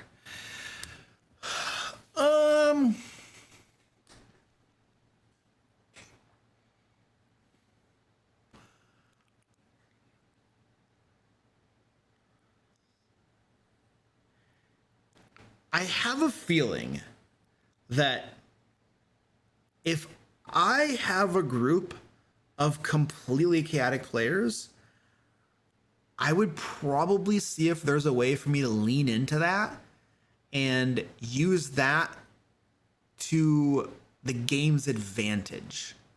So, in other words, I probably would not want to run an adventure module for chaotic players, right? I would probably want to run more of a, so I guess what I'm trying to tell you is instead of trying to keep them on track without shutting them down, I would see how you can adapt to their play style so that you don't have to fight them all the time. Because, dude, you don't want to have to fight them every single day, every time you play. It gets old, man. So I would see, is there a way that I can run a game for them that embraces their chaotic nature, but is still fun for me, right? Like it has to be fun for me too, because I'm the game master. I want to have fun too, right? Is there a way I could do that? And I'm thinking if I have completely chaotic players, probably what I'm going to do is I'm going to run something more akin to a West Marches, where you might have a static group, but they get to decide what they're going to do, right? And then they can put their heads together and be like, oh, this would be sweet. Well, let's go do this, right? And then they tell me, right? And then while between game sessions, I prepare that thing. And then in the next game session, we do that thing that they want to do, right? And I feel like part of their chaotic nature is that they just want to do all this really crazy cool stuff that is in their minds, right? And that might be off the wall, right? So let them do it, you know? But By allowing them to decide what they're going to do and telling you in advance, you get to prepare for it and you know what's coming. And then you can be ready for it, as opposed to trying to, as opposed to always having to react to their chaotic nature. You can embrace it and plan for it. And because you're literally asking them to tell you what they want to do, and then they tell you, you have their buy-in. They have agreed to do it. And then they're probably excited about that thing. So when in the next game session you have that adventure for them, they're more than likely going to go do it, as opposed to going off and doing some random thing. So I would probably try to do something more like that if I have really chaotic players, you know. Now if you just have like one of them, you know, that's a different story. But if generally as a group they just love doing crazy stuff, that could be something really fun, you know, a really cool way to run the game. So I would probably, because you're otherwise, what are you doing? You're constantly trying to rein them in. You're constantly trying to keep them on track. You're constantly fighting against their what they want to do. And I don't want to fight. I don't want to fight against my players all the time. I hate fighting against my players. I don't want to do that. You know what I mean? And constantly having to be like, well, wait, no. That gets old after a while. I would rather change my game in a way that I can still have fun, so that I don't have to fight them all the time, because that's going to get old very fast.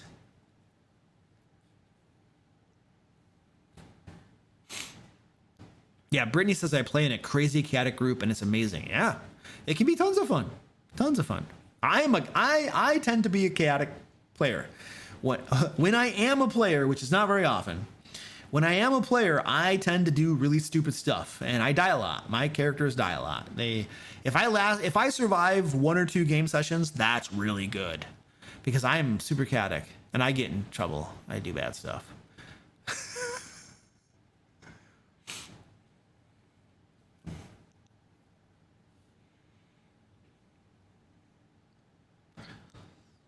Well, that's not a bad idea.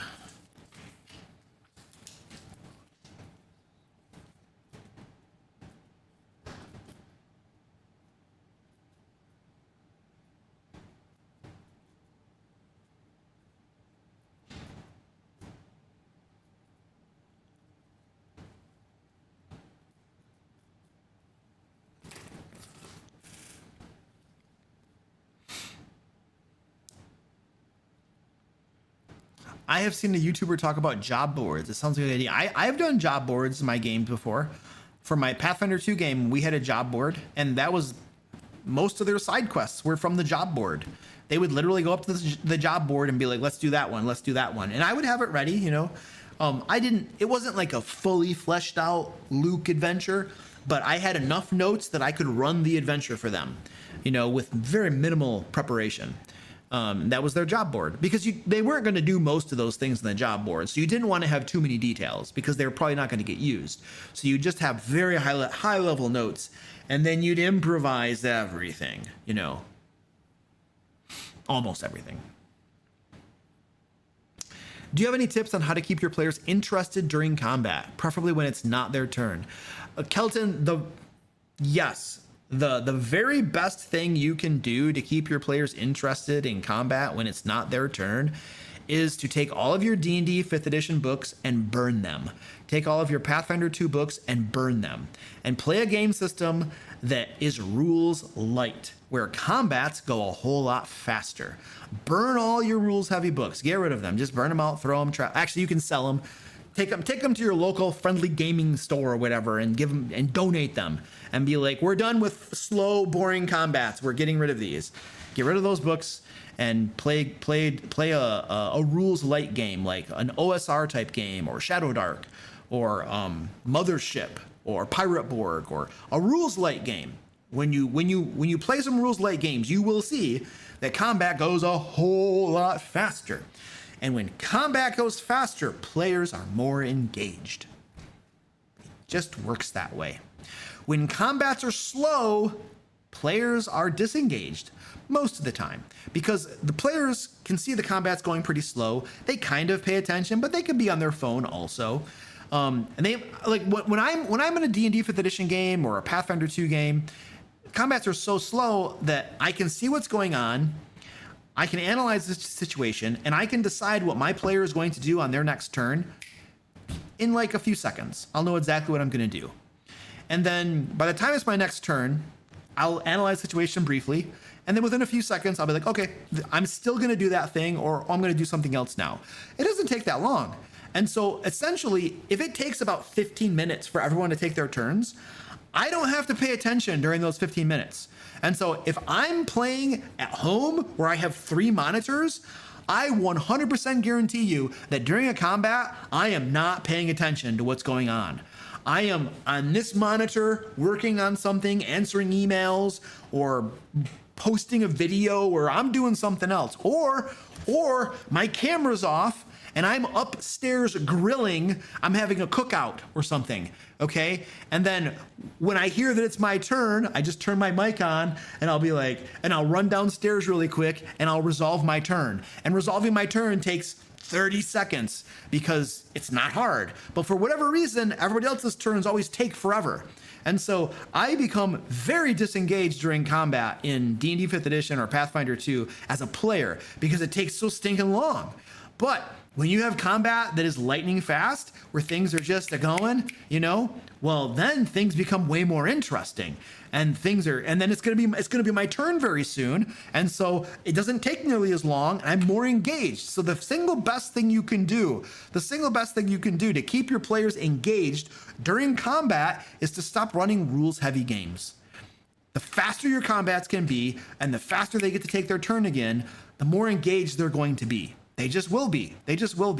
And, you know, if you still want to run rules heavy games like D&D or Pathfinder 2, then you got to look at ways to make combat faster. And the single best way to make combat faster is to get players to stop talking between everyone's turn. The constant dialogue, conversation about what you should do, or you should move here, or do this or do that, or what should I do? There's a constant committee discussion that happens, right, between every single player's turn, and that slows the game down to a crawl. It is horrible. I was in a game like this, and I swear these guys would just want to have a committee discussion between everyone's turn, and I hated it. We had a good game master. The game master was running a good game as so much as he could, but man, these players wanted to talk about everything between everyone's turn. And the game master was trying to have keeping that discussion to the beginning of the rounds for a little bit, but the players would keep on talking during the turns anyway, you know? And so he was just like, this is stupid, whatever, you guys are going to talk anyway, so whatever. But that was horrible. Like, they always want to discuss, and that would make turns, and that would make the rounds of combat take forever because of the constant discussion back and forth. So these committee discussions, if you can get rid of the committee discussions, that's huge. Get rid of those things. Anything that interrupts the game, anything that interrupts somebody's turn is a big pace killer. Reactions are a huge pace killer. Anytime somebody has a reaction, it kills the pace. Because now this person's turn's got to stop. Oh, what were you going to do again? Oh, then we got to resolve that. And then we're going to come back to here. What was I doing again? Oh, yeah, that's right. I was standing up. Now I can finish standing up. You know, reactions kill the pace of combat. So I'm developing my own game system right now. It'll be releasing to my patrons in January of 2026. So just a few months. And we have like these pillars, these like design pillars that we came up with. And one of them is fast-paced combat. And I think a bullet point under there is, you know, no reactions. Reactions are anathema. Get rid of these things. So anything that you can take out of the combat that kills the pace and slows things down, do your best to get that crap out of there, you know, as much as you can. And then when your combats are faster and they're not so boggy and take forever, then players are more engaged. The faster combats is the single best thing I could recommend to keep your combats more engaging. The other thing you can do to keep combats engaging is have better combats. Don't use just one creature type. Have 2 creature types, right? One of them is melee, the other are like ranged, or like spellcasters or archers or something. Even better, have 3 creature types. All right, way more dynamic and interesting when you have more creature types. Have terrain that's actually meaningful, right? Have terrain that can be used, the enemies are using, the players are using, right? This keeps combat much more interesting, and people will be more engaged because the combat map, the scene before them, the challenge that they're being presented with is more complex and more interesting. It creates a puzzle. A combat can be like a puzzle, right? You're trying to solve. But when your combat is just like a dragon who's on the ground and all you got to do is just beat on him until he dies, that sucks, right? That sucks. But if you have a dragon who is healed when he takes fire damage, and then there are fire elementals coming up out of the lava around him, and they are running up to the dragon and throwing fire at the dragon so he keeps getting healed, well, then the players are like, holy crap, man, these stupid fire elementals, we got to stop this. They're going to keep coming out of the lava. How do we stop the lava? And they're like, well, there is a lake up there on the mountain. Can we deviate the water from the lake? I don't know, right? And then you give them a challenge, a puzzle. These types of things, right, will make combat more interesting and more engaging for your players. Right. So I guess there's more than just burning your books that will keep combat more engaging. Make better combats is the solution in a way, right?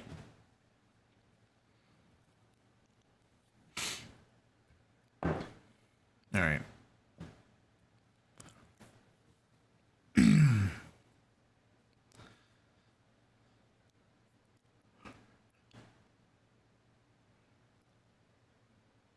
I've used timers on my players too. I've literally pulled out timers on players before.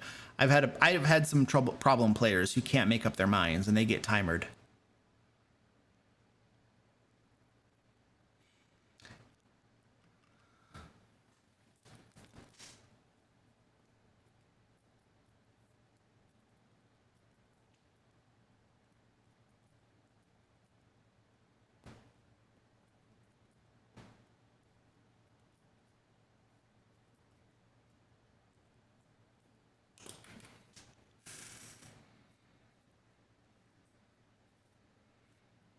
Except when your players are complete boobs and won't figure out that breaking the dang shards will stop the witch from teleporting between them. That's their problem. Have everyone sit clockwise in initiative order. Yeah, I've done. We did timers. Where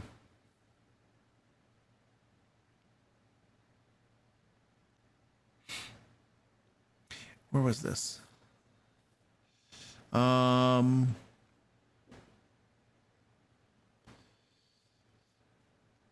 do you handle a player when they get really upset, as in quit upset, when their character dies?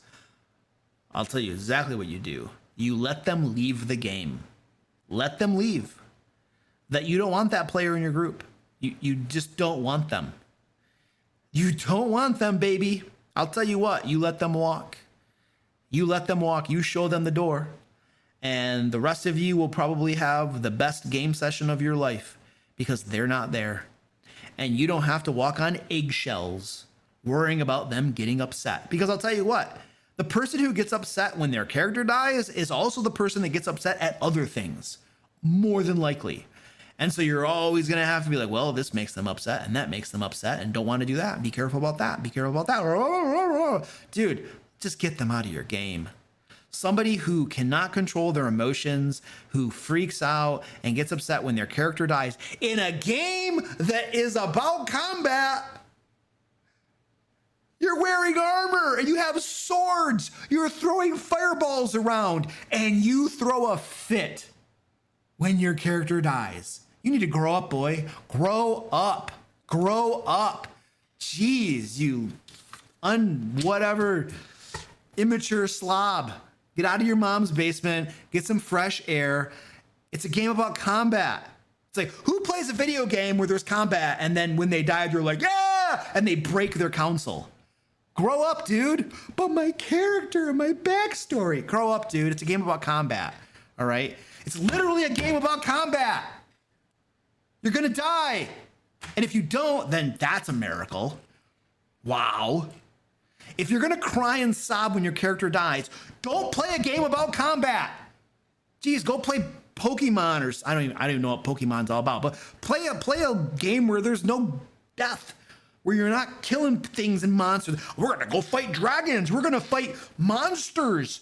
But if I die, I'm throwing a fit. You are a moron. You big immature slob. Grow up. Yeah, that's what I would say. And then when they never come back, we're all happier. We're all happier because we don't have them in our game anymore. That's how you handle that, my friend. I cannot stand people who freak out when their characters die. It's so silly. It's so silly.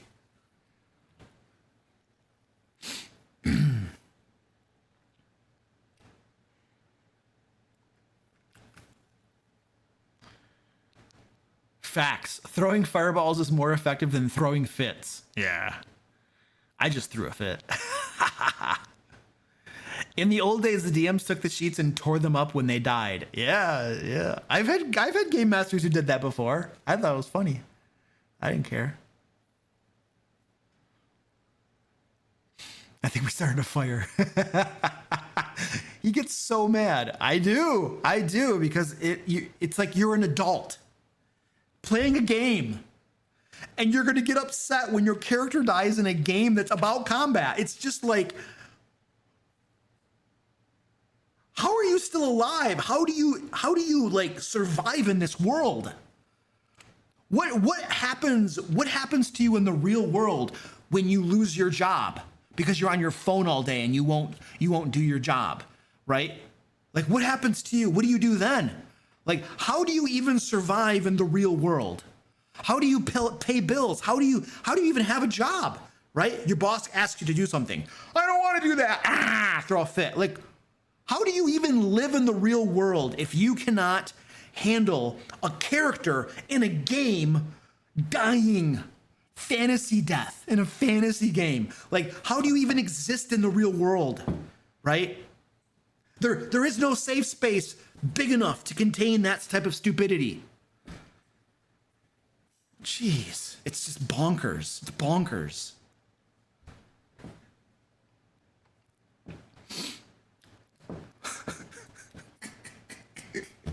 I should probably put that as a normal video on my actual channel. It's like a rant about players and moronic players, man.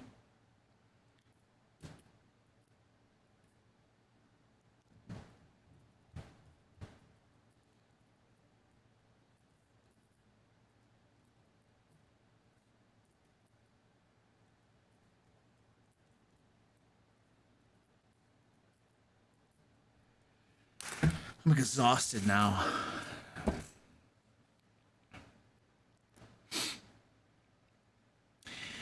I get feels when some of my characters die, but it's like when a loved character dies in a book. It's a good kind of sad. Yeah. There are some books I read where the main characters die a lot. And I love those books, man, because the author has a big old sack hanging right there. Can you imagine in book 1 you kill your main character?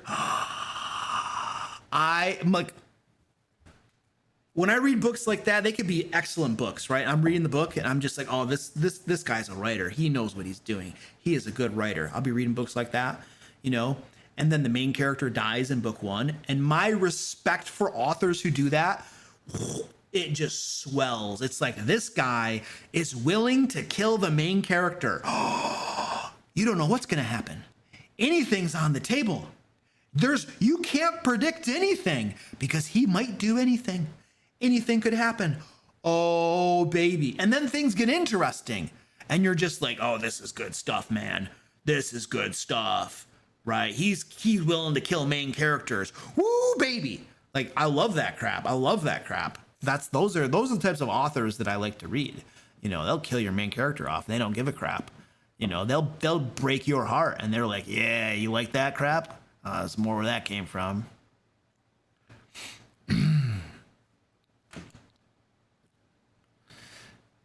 Magnus says, I've had players tell me that their character dying was a good thing because of how it changed the story. Yeah, absolutely. I like it when my characters die in part because it makes me respect my game master more, because they're not going to stop it. They're willing to kill my character, and I'm just like, I respect you, right? Because there are a lot of game masters that don't have. Oh, what happened to my? Did you guys see that? Everything just went red on my camera. That's really weird. Are you guys seeing that? It's all psychedelic. Are you guys seeing that? Mood lighting? You are seeing it. Okay, I want to see what's going on. I just noticed something weird's going on with my camera. My camera might be dying.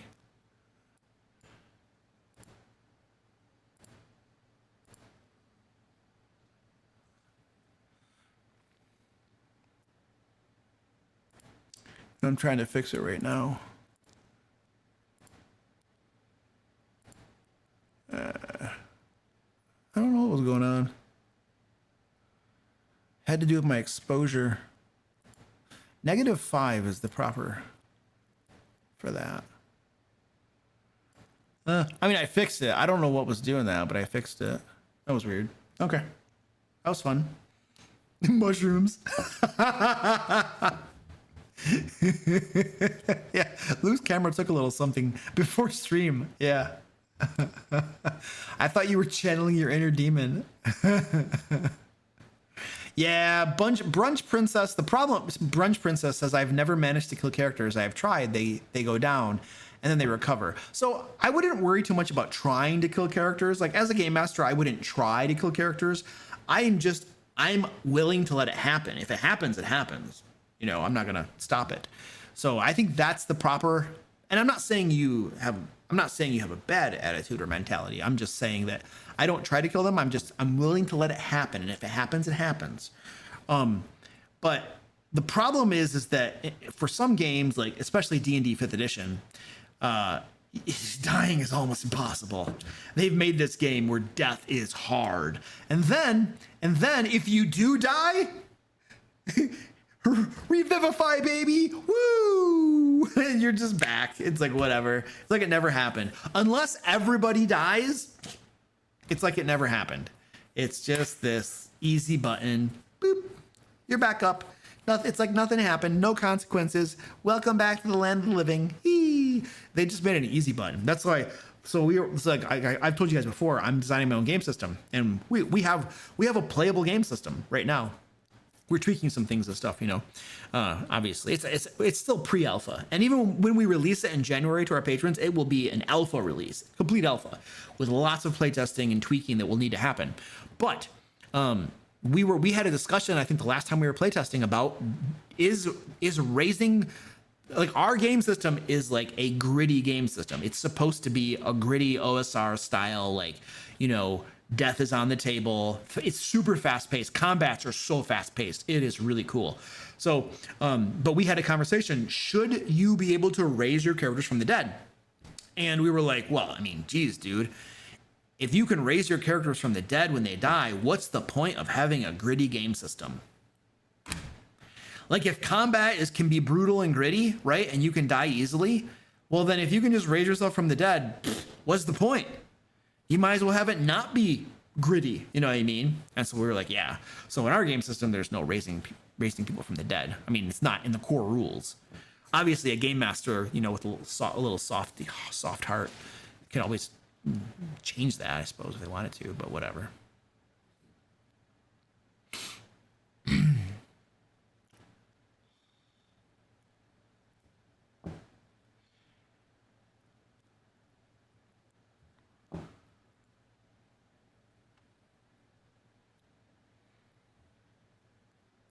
Steve says, I took Revivify, Raise Dead, Speak to the Dead, and Resurrection off the table in my game. Characters have made it to 11th level so far. Oh, dang. So they're really trying. That's good, dude. Yeah, I think I might. You know what? Steve, I'm planning on running a D&D 5th edition module. I'm really thinking hard about this.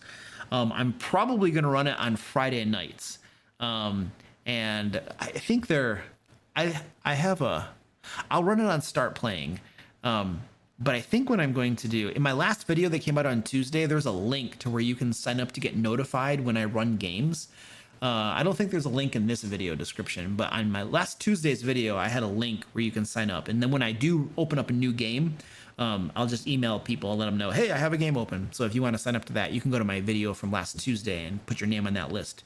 But I've been thinking about running a D&D module and the reason I want to run a D&D module is I have all of these modules on my shelves back there that I've never run before, and I just want to run them. I want to run them at least once so that I can have run them before. And so I think what I'm going to do, I think it's going to be a Friday night.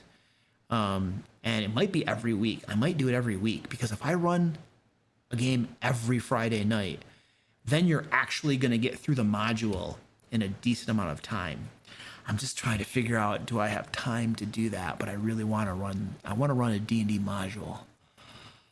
I might have to do that every Friday or something. I'm not sure how I'm going to finagle that, but I've been trying to think about which module I want to run. That's what I've been trying to figure out. It's going to be one of the older ones, because the newer ones they're coming out with, first of all, I don't own them. Second of all, they have not been impressing me so far. At least what I read about them or hear about them. I just roll my eyes at some of these things.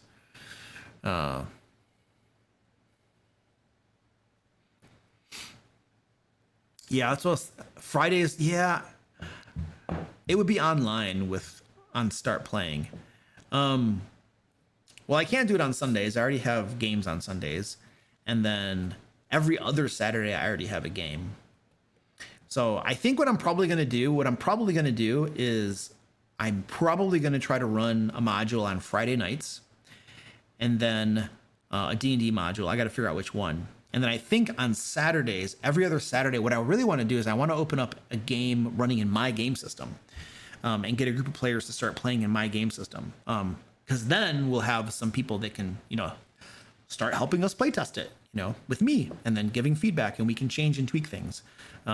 And that'll be fun. That can be lots of fun. So I'm thinking about doing that too. So I'm like, I want to run more games, because that's what I find to be fun. But here's the trick. I have to figure out a way to do less work so that I have time to run games. That's the big trick. And so I think I'm just going to stop doing stuff. I think there's some stuff I got to like look at all the crap I do and just decide I'm not doing that. I'm not doing that. I'm not doing that. I'm not doing that, so that I can run more games. I think that's what I probably got to end up doing at some point. So.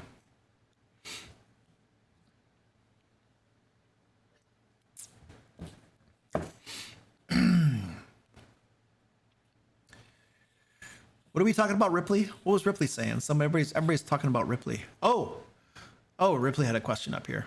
This will be our last question, and then we will do the giveaway. You have to be present in the stream to do the giveaway, and then I'll just call your name and we'll go from there. Yeah. So let's answer Ripley's question. Where was this?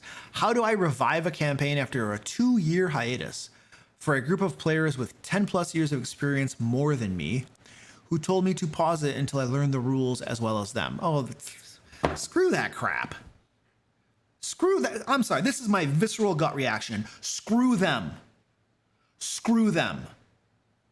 Find new players. I'm sorry. If you were a new game master and you had veterans that told you to pause your campaign until you learned the rules, screw them. Find new players. That's my answer. That pisses me off. They should have helped you. They should have kept on playing with you and helped you to learn the rules. Because the best way to learn the rules is to play the game. And what better way to learn the rules well than to play the game with veterans who can help you understand the rules and correct you on the rules when they come up in the game.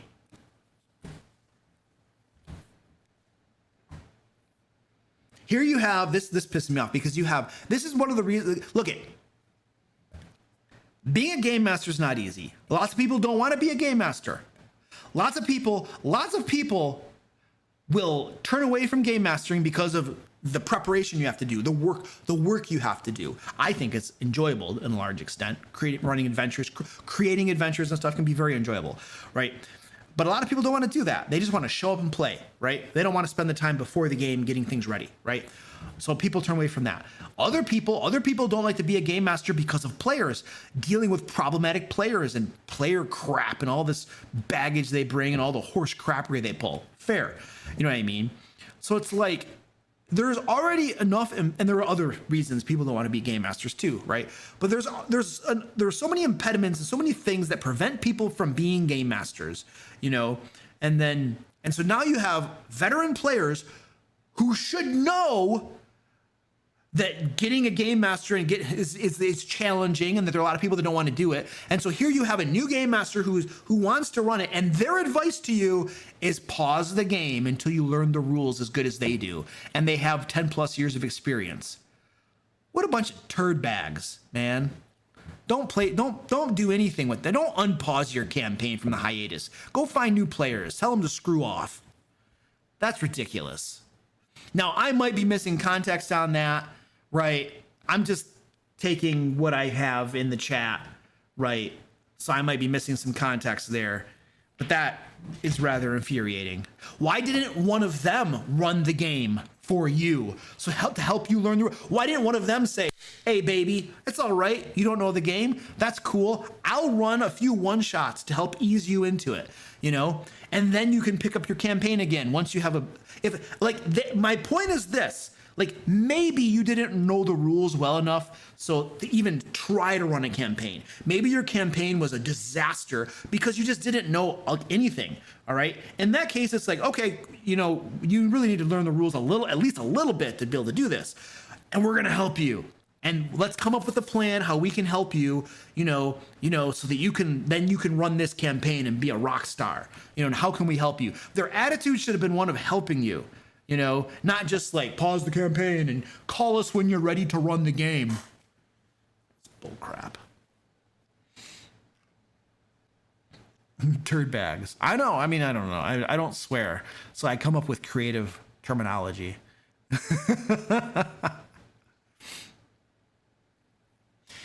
Electron Zap says, when I played WoW all day, I hated when people yelled at new players for not knowing how to play instead of teaching them. I started to play WoW about a month ago.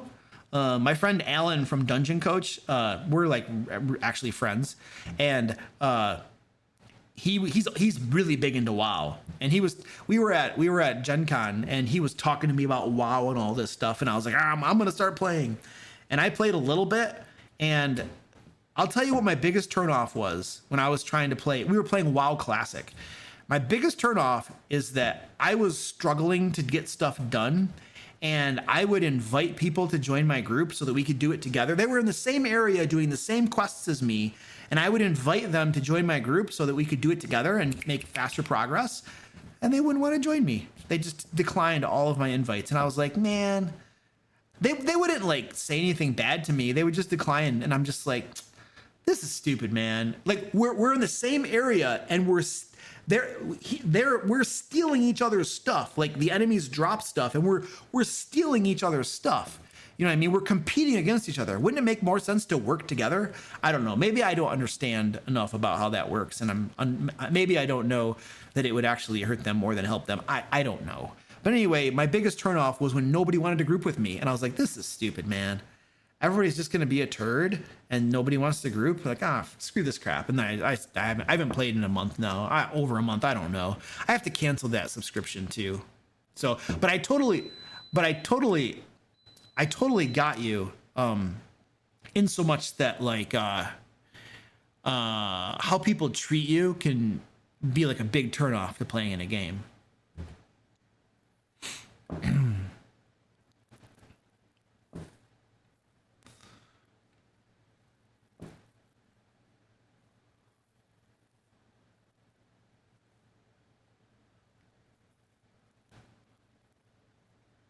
I've had a couple instances of fellow players scolding me for playing suboptimally.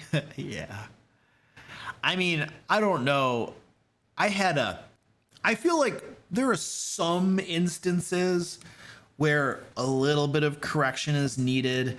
Example, I was in a game, this was a long time ago, this is years ago. There was a monk, and she had no ranged weapons, 0 ranged weapons. And I got to tell you, there were so many combats that came up where she was useless because she did not have any ranged weapons. And I would ask her, hey, you know, do you want to pick up a ranged weapon or something? No, I don't want one of those. And I'm just like, oh my gosh, but you don't understand. You're useless. The rest of us are having to carry your weight because you refuse. And she didn't have like a in character, like, I don't use ranged weapons. I am too ethical, or I don't know, whatever. You know, there was nothing. It was just like, nah, I don't need them. And I'm just like, but you're making the combats harder because you can't do anything. So I can understand sometimes you might give light suggestions to somebody, you know what I mean? But I was always trying to be very polite and kind about it. And I only did a suggestion like a couple times maybe. But it was one of those things that was just getting on your nerves about just carry some darts or a bow, a long bow. You're a monk.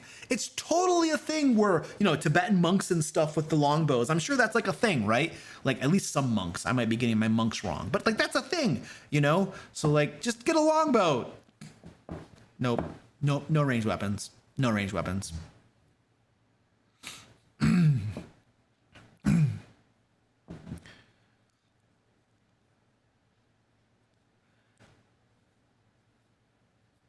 All right, let's draw the winner of our giveaway. Let's end this. I gotta go to bed. All right, I'm gonna do the call of shame. If you are inactive, I'm gonna call your name so you can come back and be eligible to win the giveaway. Chad Demink, I Only Speak the Truth, John Nelson, Worst Cross, Thorarin, Eric DeJang, Steve Anthony, Leslie Castles, J period, PDX Freak. I don't know what that means. That was probably something bad. Pencer Printing. You all are inactive. Oh wait, there's more. No, I think I got them. I think that's everybody. Oh, Meowster Hunter. Oh, the Meowster Hunter, Raymond Wolf, Arc XJO, Bradley Barth, Mithril Gaming, Rachel F. You guys are all inactive. If you come back now, you'll be eligible for the giveaway. Whee! Yay! You just gotta come to the make your active link, make the window active, and type something in chat or whatever. The call of shame. The call of shame. All right, you've had a chance. You've had enough of a chance. I'm choosing a winner right now. It should announce it. T-Dog! T-Dog, baby, you've won the giveaway. Where's T-Dog? He has to be here. That's the only way to win, is if you're actually here. I don't know. It told me you were inactive. I don't know what that means. All right, T-Dog, this is what you got to do. You need to send an email to me at info@thedmlair.com. thedmlair.com. info@thedmlair.com. Send me an email and say, I'm T-Dog, I won the giveaway. And then I'll get you $50 DM Lair store credit. There you go. And we'll get you some cool crap. All right. Hopefully T-Dog's here. T-Dog has not said anything. Is he actually here? I don't know. Well, I guess we'll find out if I get an email. I might not get an email. All right, ladies and gentlemen, remember that we have my Feybound Kickstarter. Go take a peek at this if you haven't already. You might like it. It's a big D&D 5e expansion, Fey-themed. Might be up your alley. Might be something you find helpful. All right, ladies and gentlemen, I'm going to bed. I'll see you all in a couple weeks on a live stream. I might have a video next week, too. I might see you in a video next week. Maybe, just maybe. All right, have a wonderful evening. I got to find my buttons. Where are my buttons? I'm going to click some buttons. There we go.